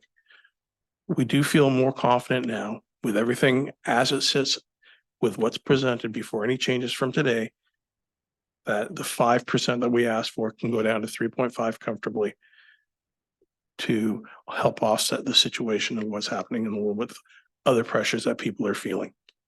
And a 3% tax increase will increase total tax revenues for the community $105,000. Capital budget notes. We've got one change in there, and that's $114,000 from the township from the township work to cover our law's portion for the West Lambton Pumping Station Rehabilitation Project. You will not see a line item in here for that because it comes straightly from the water reserves. So that's why you're not going to see a big increase from me adding project and everything like that. Just so you know, it's there. It'll be a straight entry from a reserve. And the other thing that we mentioned is the roadwork project for Navview Confederation Line. When we were working with the county up until about a month ago, not even that, 3 weeks ago, we were under the assumption it was going to be 2025. They're going to look like their engineering came back quicker. They're going to move it up to 2024, which is why we worked to get accommodations as we've presented earlier today in Amanda's update. So where it comes down to now is for consideration are capital projects, a tax rate increase. And again, I open it up for questions on capital. Okay. Does anybody have any questions for Trevor at this time? Yes, Councillor Westgate. Trevor, if we put everything that's in the capital budget in there, how much is the tax increase? Everything? A lot? There would be an additional $5 million that we'd have to find.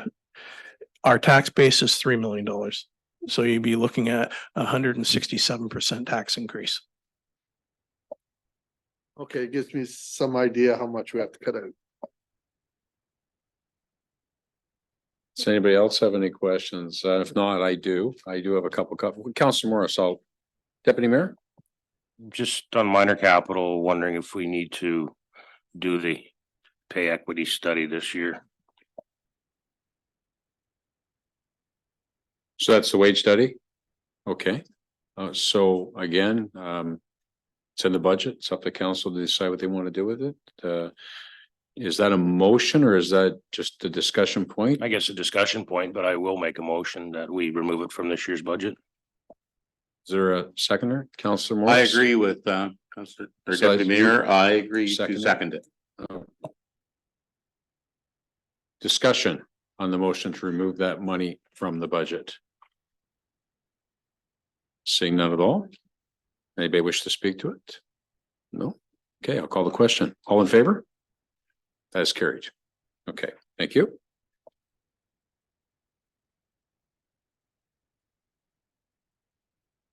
Does anybody else have anything they want to bring forward at this time?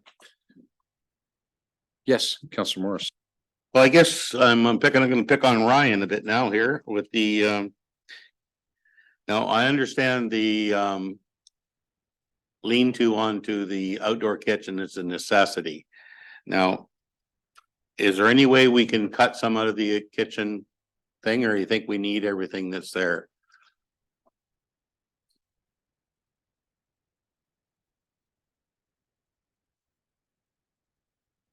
So in terms of the total, so Yeah, it does consist of, yes, you're right, both the awning and the kitchen they're supplies. both included in They're there. both included Okay. within that number.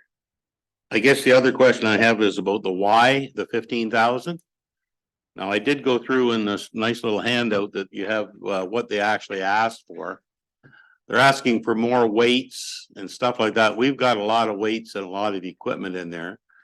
The only piece of equipment that I noticed that they want is I think they call it a no visible exercise machine, no movement, for $8,600.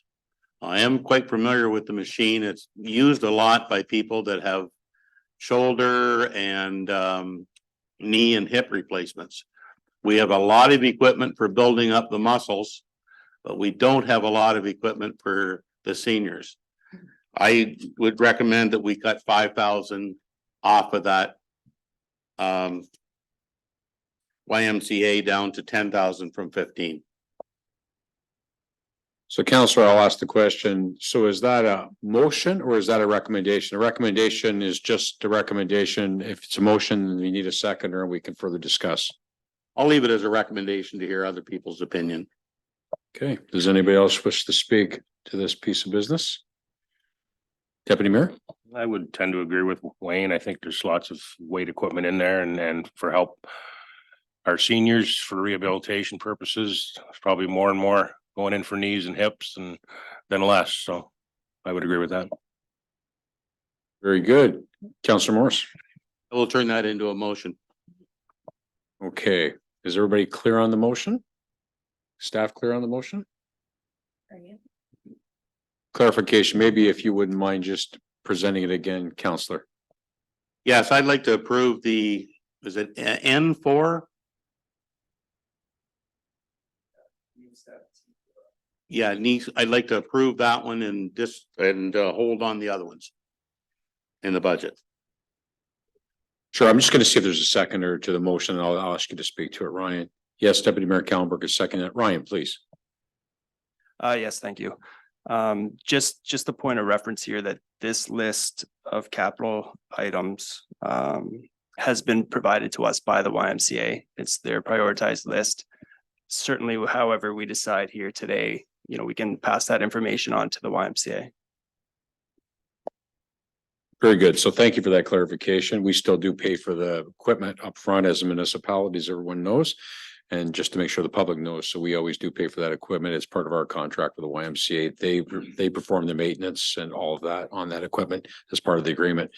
So the motion is on the floor. Anybody else want to speak to that motion at this time? Before I call the question. Okay, I'll call the question. All in favor? That's carried. Thank you. Councilor Morris. One more, the Christmas lights renewal, I know that came from the Park and Rec Committee. But I can't. Think as putting $50,000 to it in 1 year, I think we should throw some in reserves this year for it and maybe do it over a couple of years. So just to be clear, I just asked for clarification instead of going through the book and 50 pages. It is in the budget at this time, so it is included, that full value. So what Councillor Morris is suggesting, maybe putting in a portion of that into a reserve fund to be able to replace them maybe. And I guess maybe I'm looking for clarification on how many dollars you want to put in the reserve fund for that particular item. I would make a motion to cut it from 50,000 to 25,000 to go into the reserve fund for the Christmas lights. Thank you, sir. Do we have a seconder to that motion? Councillor Manning? Further discussion on this particular piece of business, of any? Seeing none, I'll call the question. All in favor? That is carried. Thank you. I got one more. This is the wayfinding signage for 45,000. I just want to people think about and talk about that, whether we want to do that this year or not. Okay, so who on staff would like to speak to, unless there's other questions from council, but I think maybe we should get staff to speak to it and then we could have further discussion. Do you want to speak to that, Yeah, so Trevor? I'll take that. This is the second of 3 to 4 phases of the rollout of the project. This year, we've completed the first one, and this is coming out basically concentrically to find ways further and further away from the items. That's all the project's for. I don't really mind if it's deferred a year. I don't care what the plans are. Ideally, we'd continue the momentum that we've built on it for ease, but I understand and respect whatever council decides to do.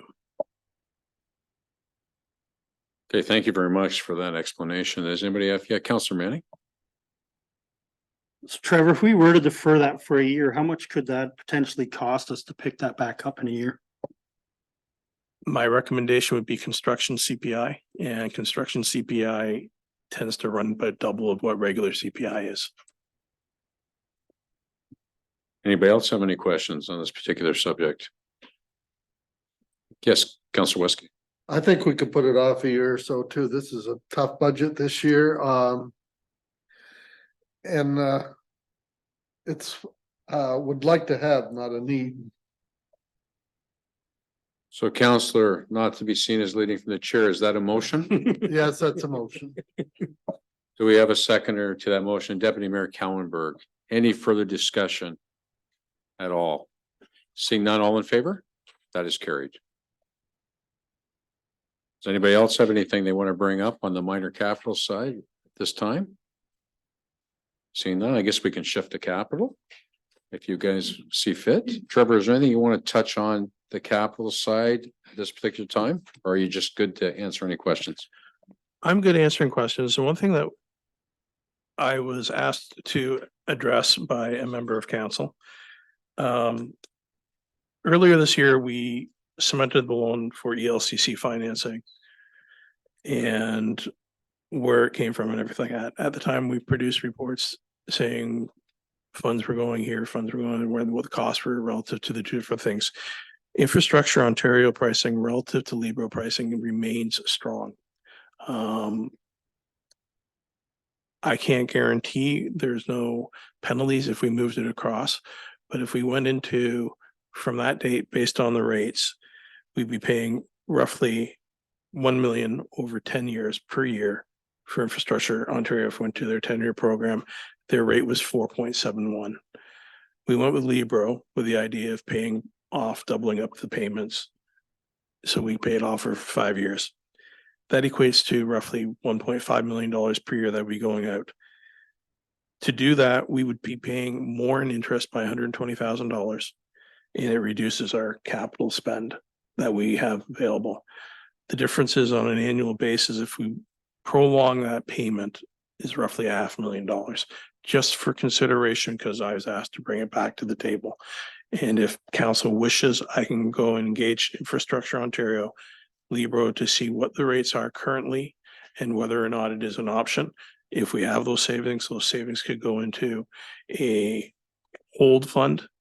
And come the middle of the year, if we have seen that we have tendered everything and we don't have unforeseen price increases, perhaps you then use that money, pull it out of reserve to extend a road project, another section, or another project which council feels is more important at the time than perhaps the shorter payments. So I just present that for consideration.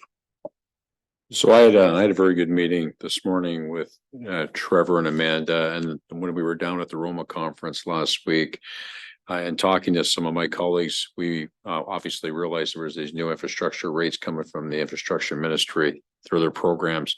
So I asked him today if he would speak to this and bring it forward, because interest rates are just a killer right now. And with us financing the community hall and other things, something we really need to think about is trying to move our business forward. If you can save a couple points in today's world, it's a lot of money on big price tag items.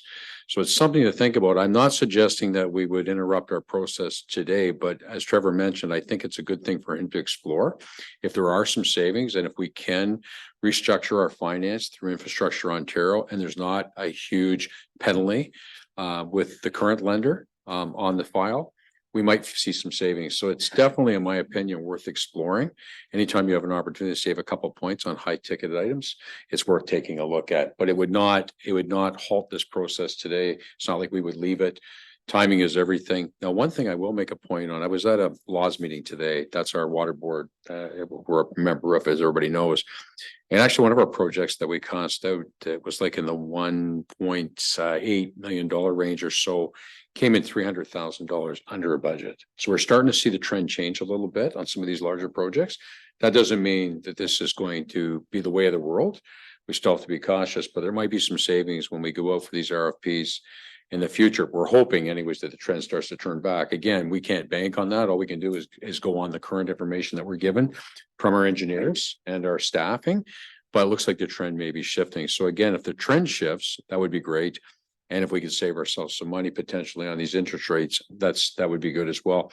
So I do think it's worth investigating. And Trevor, if you're looking for direction to investigate that, or a motion, I always turn to the clerk. She likes things to be official. I think we could make a motion that they would not halt the process we're in today, but it would be an opportunity to bring back the information at a later date for council's consideration. Again, it does not change the situation of budget right now and what we're doing and trying to pass a budget in the near future. So I will make that motion if I can get a seconder. Councillor Manning, second it. Any further discussion on that? Yes, Councillor Morris. Quick question, Trevor. Does Infrastructure Ontario allow any kind of lump sum payment? Once you're with the Infrastructure Ontario, you're saddled with the term. And again, I mean, we've heard all kinds of economists in the last little while talk about up to about a month ago, talk about 3 decreases in the interest rate that we're paying now, 3/4 reductions. And at the Bank of Canada made their decision to hold rates yesterday, and all of a sudden we're not hearing so much about the 3/4% decreases. I do think probably there'll be some movement, hopefully in the right direction, but we can't count on that. So that would be a big decision for council, because as Trevor said, it'd be something that would be locked in for 10 years. But again, it's one of those situations you got to look at longevity and the financial well-being of the community. And again, that's a decision that would really have to be discussed and debated at the proper time. So anyways, if there's no other questions, I'll call the question. All in favor? That's carried. Perfect. Thank you. Now we are into the capital part. We can always back the bus up as always. Does anybody have any questions on the capital budget they'd like to raise? Councillor Morris, lead us away. Okay, first of all, the rescue units I'm gonna pass on for a minute. The wood chipper under the Public Works at $100,000. Last year they brought it in at 80,000 and we dropped it. I can't see we could rent one for, if we do have a situation like Brookhead. $100,000, I can't see that happening. Like, it's just too much money. I'd like to make a motion to drop that out. So there is a motion. Is there a seconder? Yes, Trevor, can I get a seconder and then I'll get you to speak to it if you don't mind? Councillor Westgate is seconded. Okay, Trevor, go ahead, please. Based on the recommendations of staff, that's not one of the projects that made the cut. The projects that made the cut based on staff recommendations. If we look at the sheet that was handed out prior. We issued this for clarity. There's two projects that are required, the funding for the Watford Garage, the overage of 300,000 or 350, sorry. I've got the small print, sorry. Office furniture, which is a capital lease, it's over 3 years, 60. Two emergent projects that we have to do essentially. The Warwick Hall generator renewal, there's no choice there. And also the dryer and the extractors for the fire equipment. We've seen what's happened with falling behind on ministry labor requirements so far this year, so let's keep that there. The recommendation in there were paved road study, Burnham line, Brickyard line, Hickory Creek line, Sunset, the water main project, the EOC radio, and then two bridge and culvert projects. Even the bridge and culvert projects today in our conversation with the mayor, we have just finished a new OSIM report. It's not baked into this. Those might not be the two highest priority ones in the OSIM report. Again, if something was going to be scaled back or refocused, those would be the ones I'd recommend. So then we can look at the new OSIM report, layer that into future years, or leave those monies out for reserve. And if the OSIM report, which came to Andrew's attention this week, unfortunately he's away, recommends one to be done immediately, we draw that money out of reserve. So that's a staff recommendation based on everything. All the other projects, we are more than welcome to discuss, bring back in, move things around at council's discretion. But that's where we stand, and we're starting as staff recommendations. Okay, well, thank you, Trevor. So there is a motion that's been made by Councillor Morris and seconded by Councillor Westgate to remove the wood chipper from the budget. I believe it was Councillor Westgate that seconded that. Discussion on that particular motion, if any. Does anybody have any questions or comments on that? Okay, so the only thing I'm going to say is that the one thing we did see this year with the weather events to the south with their neighbors and some of the issues around it sure is nice to have something like that when the time hits. And if the time hits and you can't rent one, it makes it tough. Now, Port Galveston had the opportunity to call on neighboring municipalities and places like Plimpton, Wyoming, that were very kind to us during our weather event as well. St. Clair Township came to the rescue with one of these chippers. I wonder, again, not to interrupt the motion, we'll let the motion go, but I wonder if it wouldn't be at least maybe justifiable to put some monies maybe into a reserve fund for the future of maybe purchasing one of these. It is a big price tag all at once, $100,000. I agree. So I maybe would ask for an amendment to not do it this year to the mover and seconder, but maybe to put some dollars, and I would suggest maybe $20,000 into a reserve fund for the future purchase of something like this. Again, only if the mover and seconder were okay with the amendment. You okay with that? Is the seconder okay with that, Councillor Westgate? Okay, so that's how we'll present the motion. And any discussion at all? Yes, Councillor Manning. Would that reserve fund, would that be for purely for purchasing, or would that be also be used to cover any rentals that may occur in the future? Normally, a reserve fund, and the treasurer can correct me, is for the purchase of that piece of equipment, and that's strictly what it's there for. Now, that doesn't mean that things can shift and change in a budget, but no, that would be for the piece of equipment. Am I correct, Trevor? Yeah, a reserve fund would be for a capital purchase. My only question would be then, should we have something in the future to plan for a possible rental?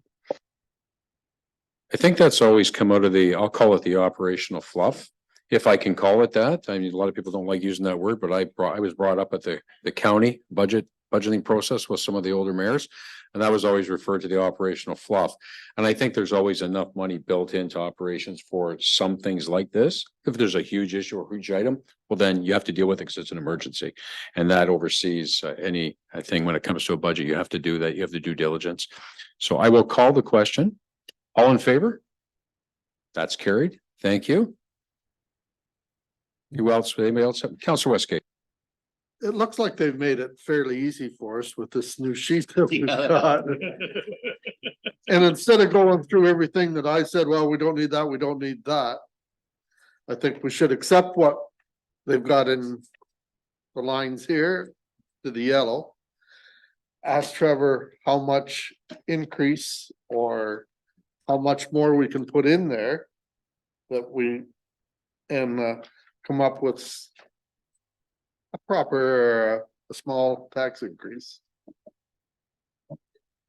Right now, with what it has, this balances the monies that we get in for other source revenues, which is what I call it, host fees and everything that go towards it, and accounting for the doubling up of payments to pay off the LCC.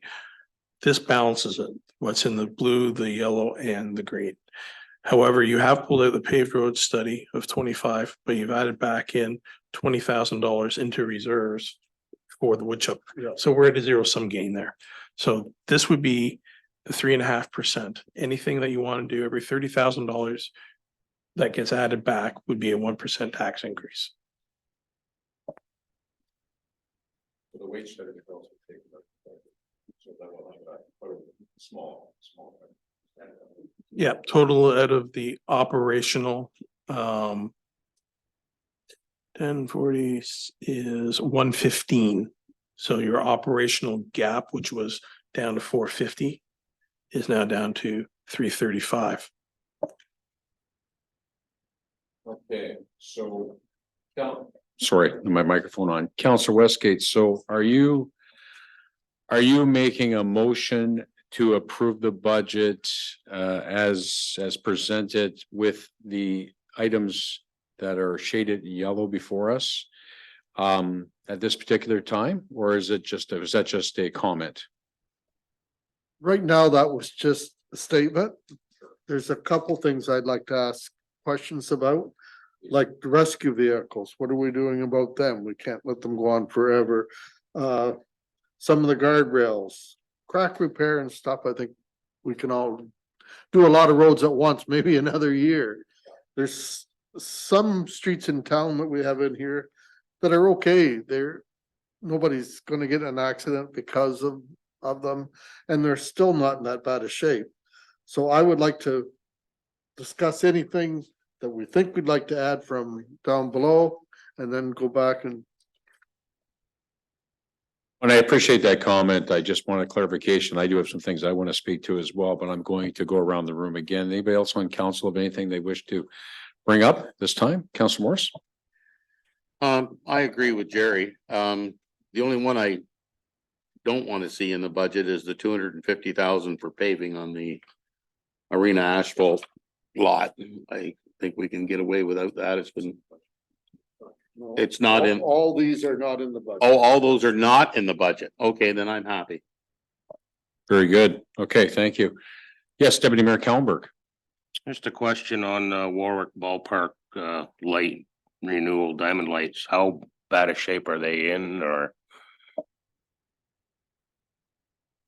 Yes, thank you through the mayor to Councillor Kallenberg. I certainly would recommend this as being a project. The lights are becoming obsolete. They're getting harder to maintain. They're getting harder to find the parts. And those are direct words from our electrical contractors. So I would recommend that be included in this year's capital budgets, and a project that will have negative effects on our customer service levels and service delivery. Anybody else? Okay, I have a couple that I will bring up. So going to the sheet that Trevor gave us today and touching upon a little bit what Jerry said. The Hickory Creek repairs and guardrail installation for, I believe it's $191,000. I'm going to make a motion that we do this over a 2-year period of time. And I would suggest, I'm also going to go to the next one, which is Bethesda Road concrete repairs and install beam guardrail and markers. I'm also going to suggest that's a 2-year thing. And the way, I guess maybe not a 2-year thing, but I'm suggesting that we put half the money away in a reserve this year for each project. I don't think it's going to matter that they get done this year. Trevor made the comment as well, and his analysis and some of the comments that they had chats there with their public works manager, Andrew. So what I'm suggesting is on the Hickory Creek repair side, I'm suggesting that we put half of the $191,750 in a reserve and look at it next year.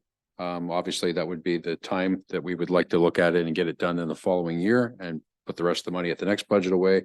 And also at the Site 40 Tessa Road concrete repairs, I'm suggesting that we put half the money, which would be approximately $42,000, pardon me, into a reserve and deal with that and make it sort of a two-year project as well. So half the money for both those projects would go into a reserve this year, and then we would deal with them and put the other half in the next year and get them complete. So that would be a motion that I'm making if I have a seconder to that. Yes, Deputy Mayor? I'll second that. Discussion. Discussion of any? Okay, so everybody's clear on the motion? So again, this wasn't just something that I dreamed up. I did have the discussion with staff this morning, asked about the projects and the importance of where they were scored. And again, had the feedback from them, and this is why I'm offering it up, that it can be done over the 2 years, and it just gives us a little bit more time to save up the money and do them and take a little pressure off the budget. So I will call the question. All in favor? That is carried. Thank you. So those two things will be done, Mr. Treasurer. Anybody else have any questions on the budget? Yes, Councillor Morris. Now this year we did not get Churchill line fixed. The budget money was put in from last year. Now Andrew has requested more for this year. Now when I called him and asked him about it, he said, well, he was gonna do more of the road. I don't know what the needs is on that. It's quite a bit. It's $307,000. So I don't want to say we need to do it without Andrew having more input. But I would like to put forward that we do the $100,000 in the lights. If they're gonna fall apart when we can't get them fixed, we need to fix them. Okay, do we have a seconder to that motion? Councillor Westgate? Discussion. Anybody wish to speak to it? Yes, Deputy Mayor Kallenberg. Is there any grants or anything available for the rec stuff like that, or do you know, Ryan? None just off the top of my head. It is something that we continuously look at and something we can definitely consider. And if we were successful in any future grants, we could certainly use that to offset the cost of this project. Great. Any other questions on the issue? I'm going to call the question. All in favor? That is carried. Thank you. Does anybody on council have anything else they'd like to bring up? Yes, Councillor Morris. Well, I guess we've touched on it, but we haven't really decided anything that, unless I missed it, on the rescue vehicles. We need to discuss it. Yeah, so what I'll do is actually I was going to call on our fire chiefs. They've been patiently sitting here for the last 2 hours. And they are here for a resource, but I'll turn that question first to the treasurer to speak to. And then I'm going to ask the fire departments, both chiefs, to make comments, not just about that, but other comments they may want to make around the budget. Trevor. This is a sticky item. My first instinct is to preach the line. Rescue vehicles are not, as per other fire apparatus, that have to be replaced based on insurance guidelines. However, at that point in time, you also come to the question of reliability and the safety of the vehicles relative to the age of the vehicle breaking down and the availability of parts. There have been discussions made whether or not one truck would be sufficient in the short term, whether or not we need 2 trucks, whether or not we have one new truck, one old truck, and use the second truck as parts for the old truck. There are options. The gentleman who can tell you the condition of the vehicle is better and the needs are the chiefs. I can tell you the costs are not going to come down. That's all I can tell you. Okay, well, thank you very much. And again, as Trevor mentioned, we are mandated on some of our fire equipment, some of our engines and so on. But we are not mandated on rescue vehicles, but that's not to say that we don't take it seriously and we want to make sure we go. So this wasn't really on the agenda, but we do have the chiefs here and they've been very patient, as I said just a few seconds ago. So I am going to turn it over to both chiefs if they want to make any comments. This is the time to do it. So I'll start with Chief Sitlington, and then I'll go to Chief Goodall. Chief Sitlington, welcome. And if you'd like to make any comments, the floor is yours. They are not, like you said, mandated. But I know that we're having problems getting parts for them. And I wondered how your insurance works for that, for something with that old. Can you still get liability insurance on it? Yeah. We're gonna need a couple of new pumpers here in another couple of years.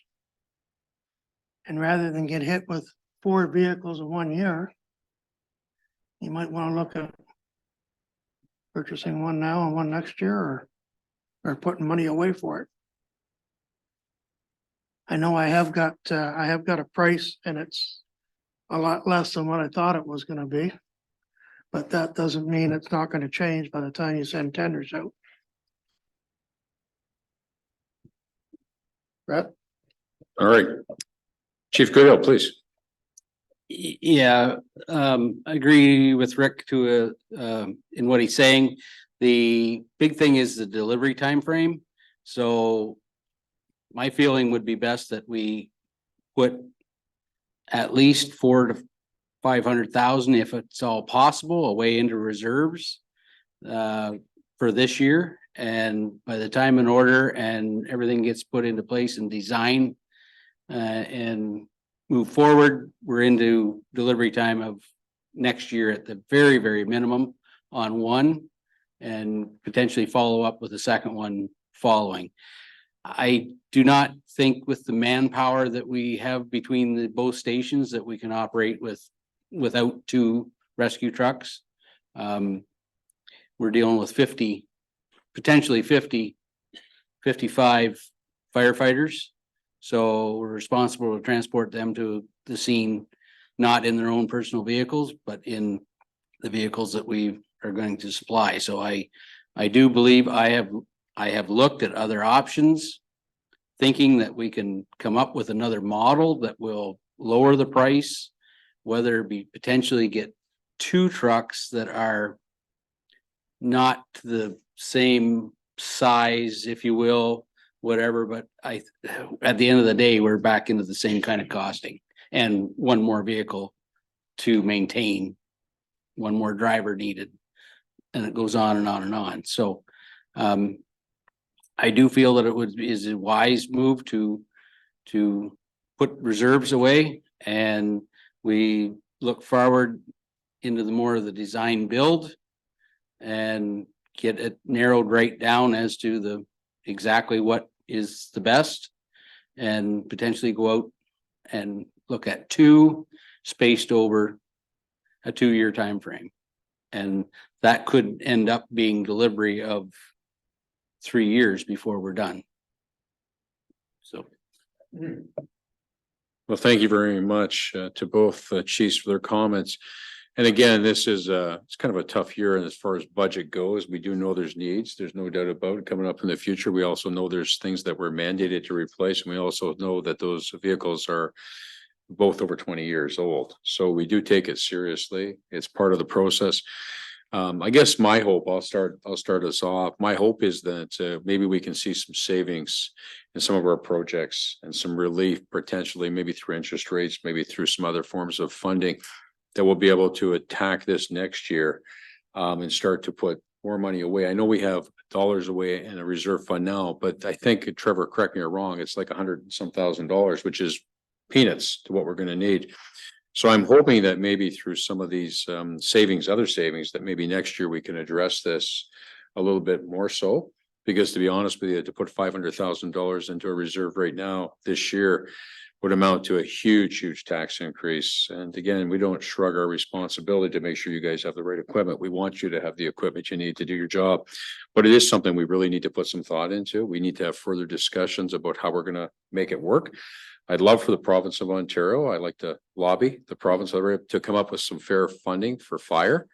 One of my pet peeves when it comes to the province is that we do service the 400 series highways, as small rural communities, with very little dollars in return, other than the insurance process, which is available to us. And you guys do a good job of making sure we get what we have coming to us. But really, at the end of the day, if the province is going to continue to ask us to service those highways, they really need to come to the table with some cash and some assistance, because again, we all know it's getting tougher and tougher. So that's just my comments. Again, we want to make sure you get the equipment you need, and it's something we really need to look at. Does anybody else wish to speak to this at this particular time? Yes, Chief. I'm just talking about saving money. The money they put away for the repairs to the fire hall. If there's any money left over from that, could that go towards reserve?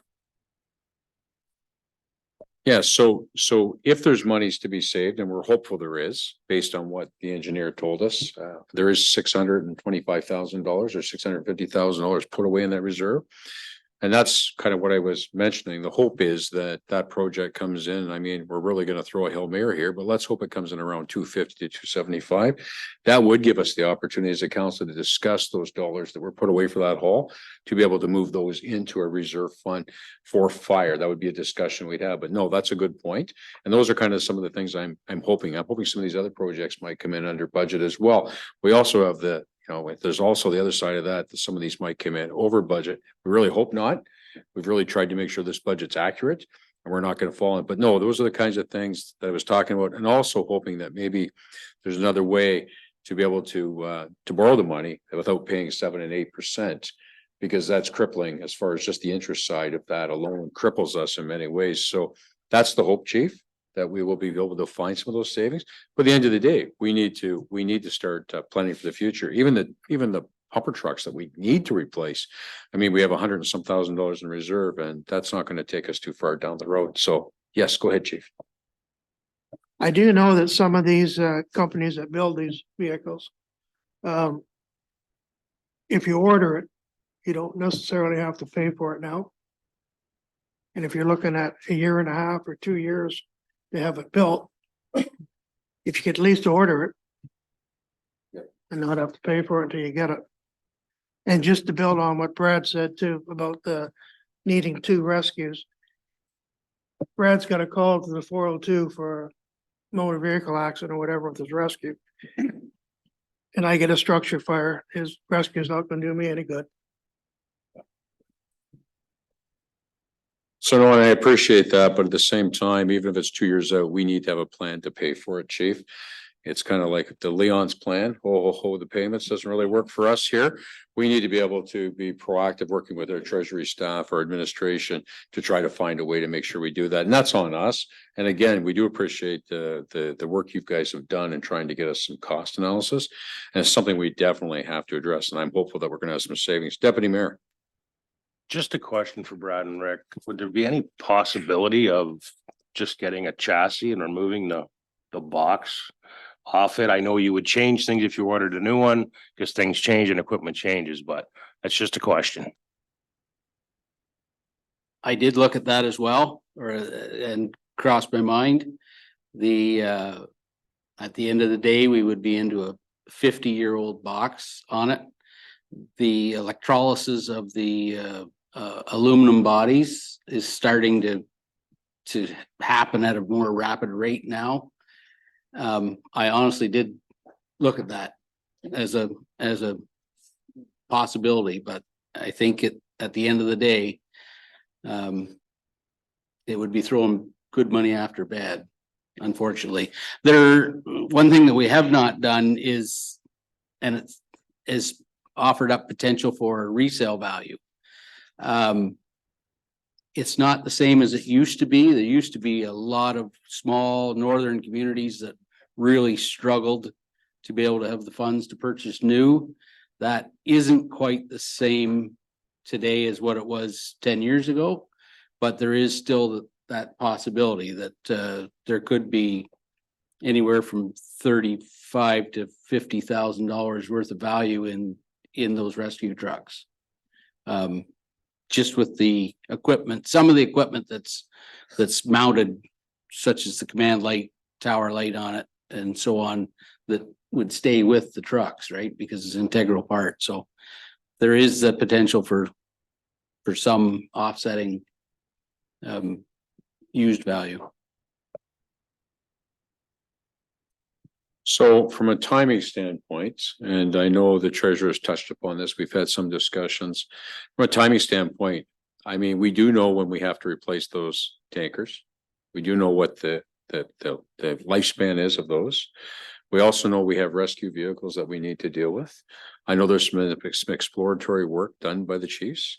And I think we really need to, turn our minds to a plan to try to deal with it, because the municipality has grown their infrastructure a lot in the last 4.5, 5 years.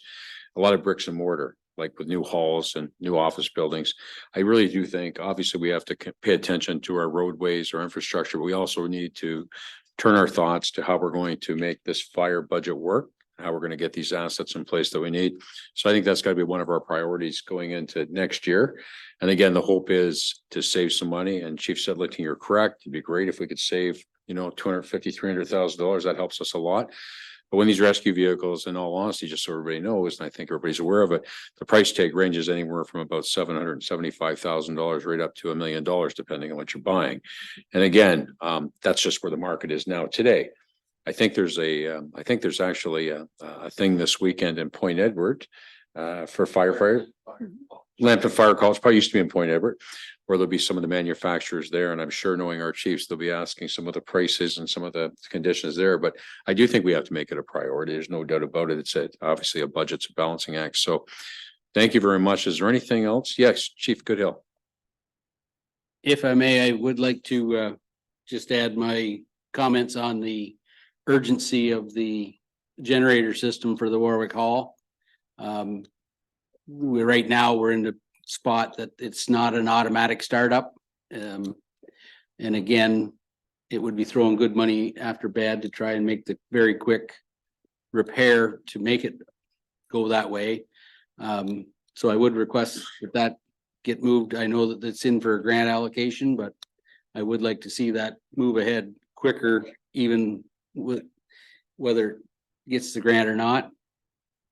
And to help offset that a little bit, the Warwick Firemen's Association will actually offer up $11,000 towards the cost of the extractor unit, so of the washing machine.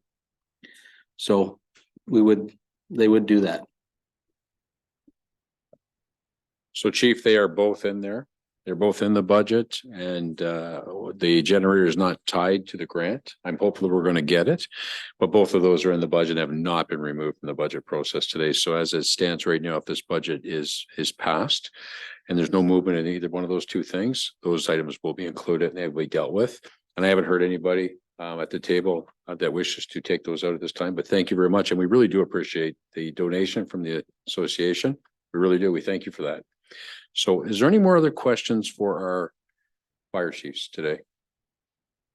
Yes, Councillor Manning. This one's more for Trevor, but based on what Chief had mentioned on the gas extractors, or the generator.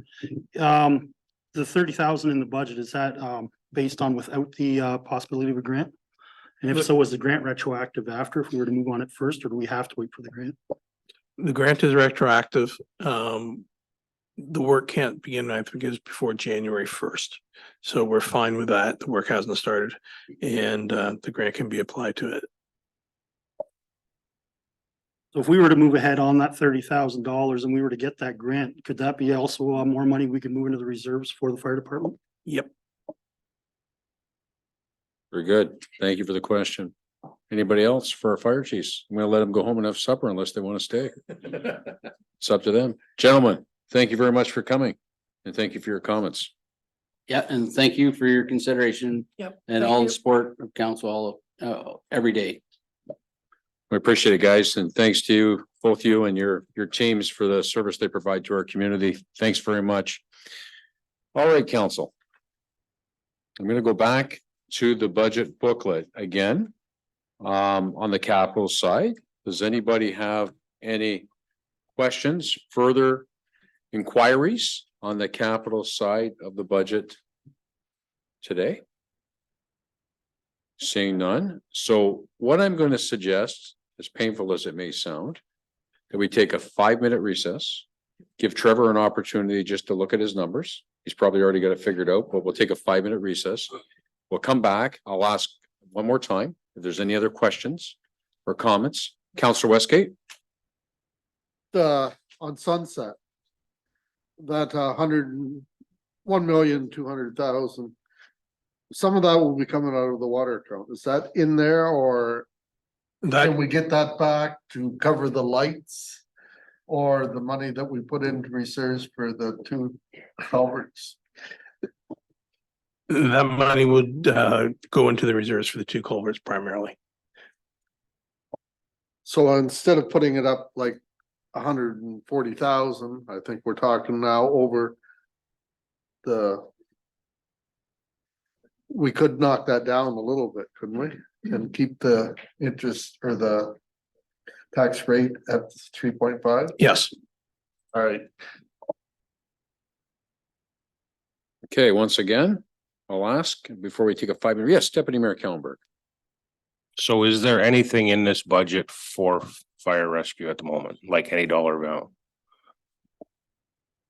The only thing that's in the budget for fire and rescue is minor capital. They both have bunker gear and the regular turnover of apparatus. And there's also the dryer and extractor that's in the emergent for the Warwick Fire Department. Watford already has that system. Nothing in reserves for a fire truck? Nothing in reserves for a fire truck. Well, I think we need to make that a line item every year, like 100,000 a year. And that's every 25 years. That's just replacing a pump or tanker that has to be replaced. We're not even talking rescue. So I don't know. I would like to see something in the budget for this fire rescue, $200,000 at least to start, to see what that looks like. So if I can make a suggestion, if we could, good point. Let's take the recess, have Trevor come back to us and let us know where we're at. Then I'm going to open up the discussion again. And we'll have a better idea of what we've done here today thus far. And we can open the discussion up again, Deputy Mayor. It's a good point. There should be something in there every year going in reserves for the future, that's for sure. So I don't think that's been done for the last little while. So anyways, we're going to take a quick 5-minute to 6-minute break and we'll come back. So if everybody can mute their microphones, we'll be back in 6 minutes to the public.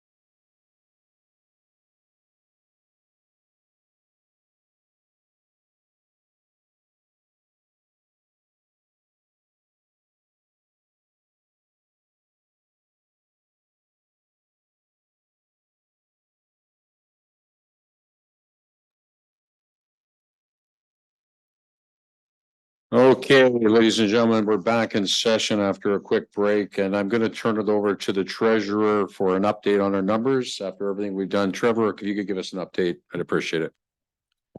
With everything that's been discussed tonight, the net puts and takes operationally and capital come to $148,000 in savings. If that 148 gets rounded up to 150 and gets put into a reserve for fire, then at least it's seed money going forward for fire trucks. And that'd be my recommendation. You can stay at a 3.5% tax increase, in my opinion. Okay. So again, we heard what the chiefs had to say today. We know that we're light on reserves when it comes to that. So thank you for the information, Trevor. Does anybody else have anything they want to bring up on the capital side of the budget at this time? Knowing you're looking at about a 3.5% tax increase. And we've just added some dollars to the fire reserve. Does anybody have any comments? And because I can, I will open it up to the public. Does anybody in the public have a comment? Do you want to? Yeah, come on up to the microphone, Rob.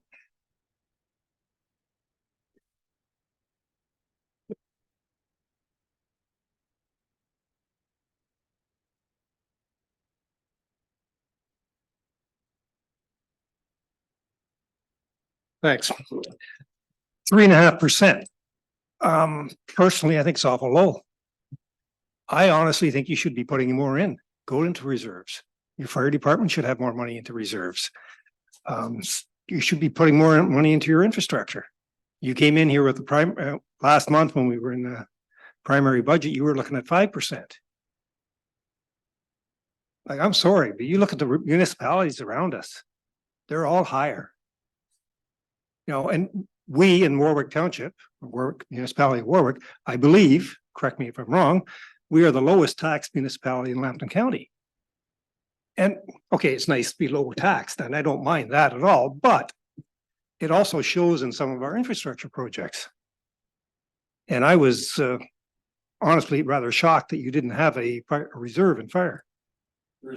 There is one, but it's so how low. It was always that way. Okay. Yeah, that's just. Yeah. Signs of the time. Yeah, like, I think, I don't know, I find, look at the council sitting here. Excuse me for saying this, but sometimes you guys are penny pinchers. You're worse than a Dutchman. Like,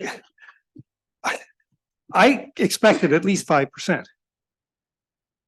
Like, yeah, it's nice, 3.5. It saves me money. I'm retired. I don't have a whole lot of money, but I've got enough to, you know, support where I live.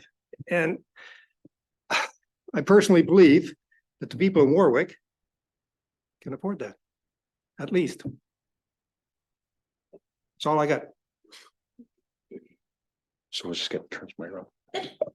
So thank you, Rob. I do appreciate that. And you're right. We did start at 5% and we've gone through the process and we're not completely done yet. And that's why I asked you for your comments. So thank you very much for those honest comments. I appreciate that. Thank you. Okay. I don't see anybody else that has anything they wish to offer. Councillor Morris. I think Rob made a very good point. We started at 5% and that was in the paper. I haven't had any calls screaming at me. I'd like to put it back up to 5% and put the extra into the fire reserve. 150,000 is a nice chunk, but I think, you know, a pumper truck's what, 1.5 million or so. And we're gonna have to replace them. I think we need to have that extra in the fire reserve to build up for a few years. That's just my 2 cents. Well, very good, Counselor. And I wouldn't say we're penny pinchers, Rob. I say we go through, so we always go through a process here. How many dollars does it cost? How many dollars does it take to run the business? And we have this discussion and we talk about the business. And we are carrying a lot more debt just for the public. We're carrying more debt than we have in a long, long time, and interest rates being what they are. So that's all part of the servicing. What we look at in the big picture. So it's just not a matter of not wanting to do projects, it's doing things within the means. And I do understand your comment about taxes, and we do have the lowest tax base in the county as well. So those comments are appreciated, but there's a lot more that goes into this, Sal. And I know you know that from your days at the county, but there's a lot more things. We're doing a lot more debt servicing than we've ever done before. So this is the process to try to find a way to move forward and provide the dollars. And that's why I asked the chiefs to come up today to make their presentation. So I appreciate the comments and go from there. So Councillor Morris, you have suggested that. So are you suggesting that we put the tax increase to 5%? And the remaining dollars that we take in from what Trevor's just talked would actually go to the fire reserve account? Is that what you're suggesting, or is that a motion? I will put that in a motion. Do we go to 5% and put the extra into the fire reserve? I don't see how we cannot. Okay, so that is a motion. Do we have a seconder to that motion? I will second that motion. I agree with Wayne. Thank you, Deputy Mayor. Now, question to the treasurer. Now we got to find out exactly what we're doing dollar wise. So by doing that, Mr. Treasurer, and not to put you on the spot, we just had you do the math. So taking in a 5% tax increase, which, you know, I will remind folks, and Rob made a point of it, we do have the lowest tax rate in the county. At the same time, we just did a study not that long ago comparing ourselves to some other communities, Petrolia being one of them, who just had a 1.5% tax increase. But the reality is, if you use a $300,000 home, people in Petrolia pay double what we pay here. So that's factual. And so we are in a good spot. But anyways, just information for the public. And Trevor, I'm going to ask you if you have a number. At 5%, 195 would go to a fire reserve. Okay. So we have a mover, we have a seconder. Any further discussion on that particular item? Seeing none, I'll call the question. All in favor? That is carried. Very good. Very good. So I guess that takes care of that piece of the business, Mr. Treasurer. And letting the public know that there will be a 5% tax increase in the township of Warwick, which encompasses everything we talked about today. And the request from the fire chiefs, so the great need for more reserves in the fire department, and along with the money that we already have in there, we're sitting more closer to the $300,000 range in reserves, with hope for some more savings on some of these projects we have, such as the Watford Fire Hall. Very good. Okay. Then I'm going to say to the public, this is the end of the portion of the public portion, and we're going to ask for, oh, sorry, Amanda.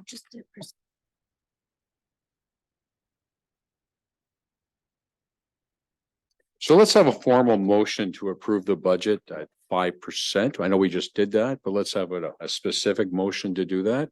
Who would like to do the honors? Councillor Morris is moving it, seconded by Councillor Manning. All in favor? That is carried. Thank you, Amanda.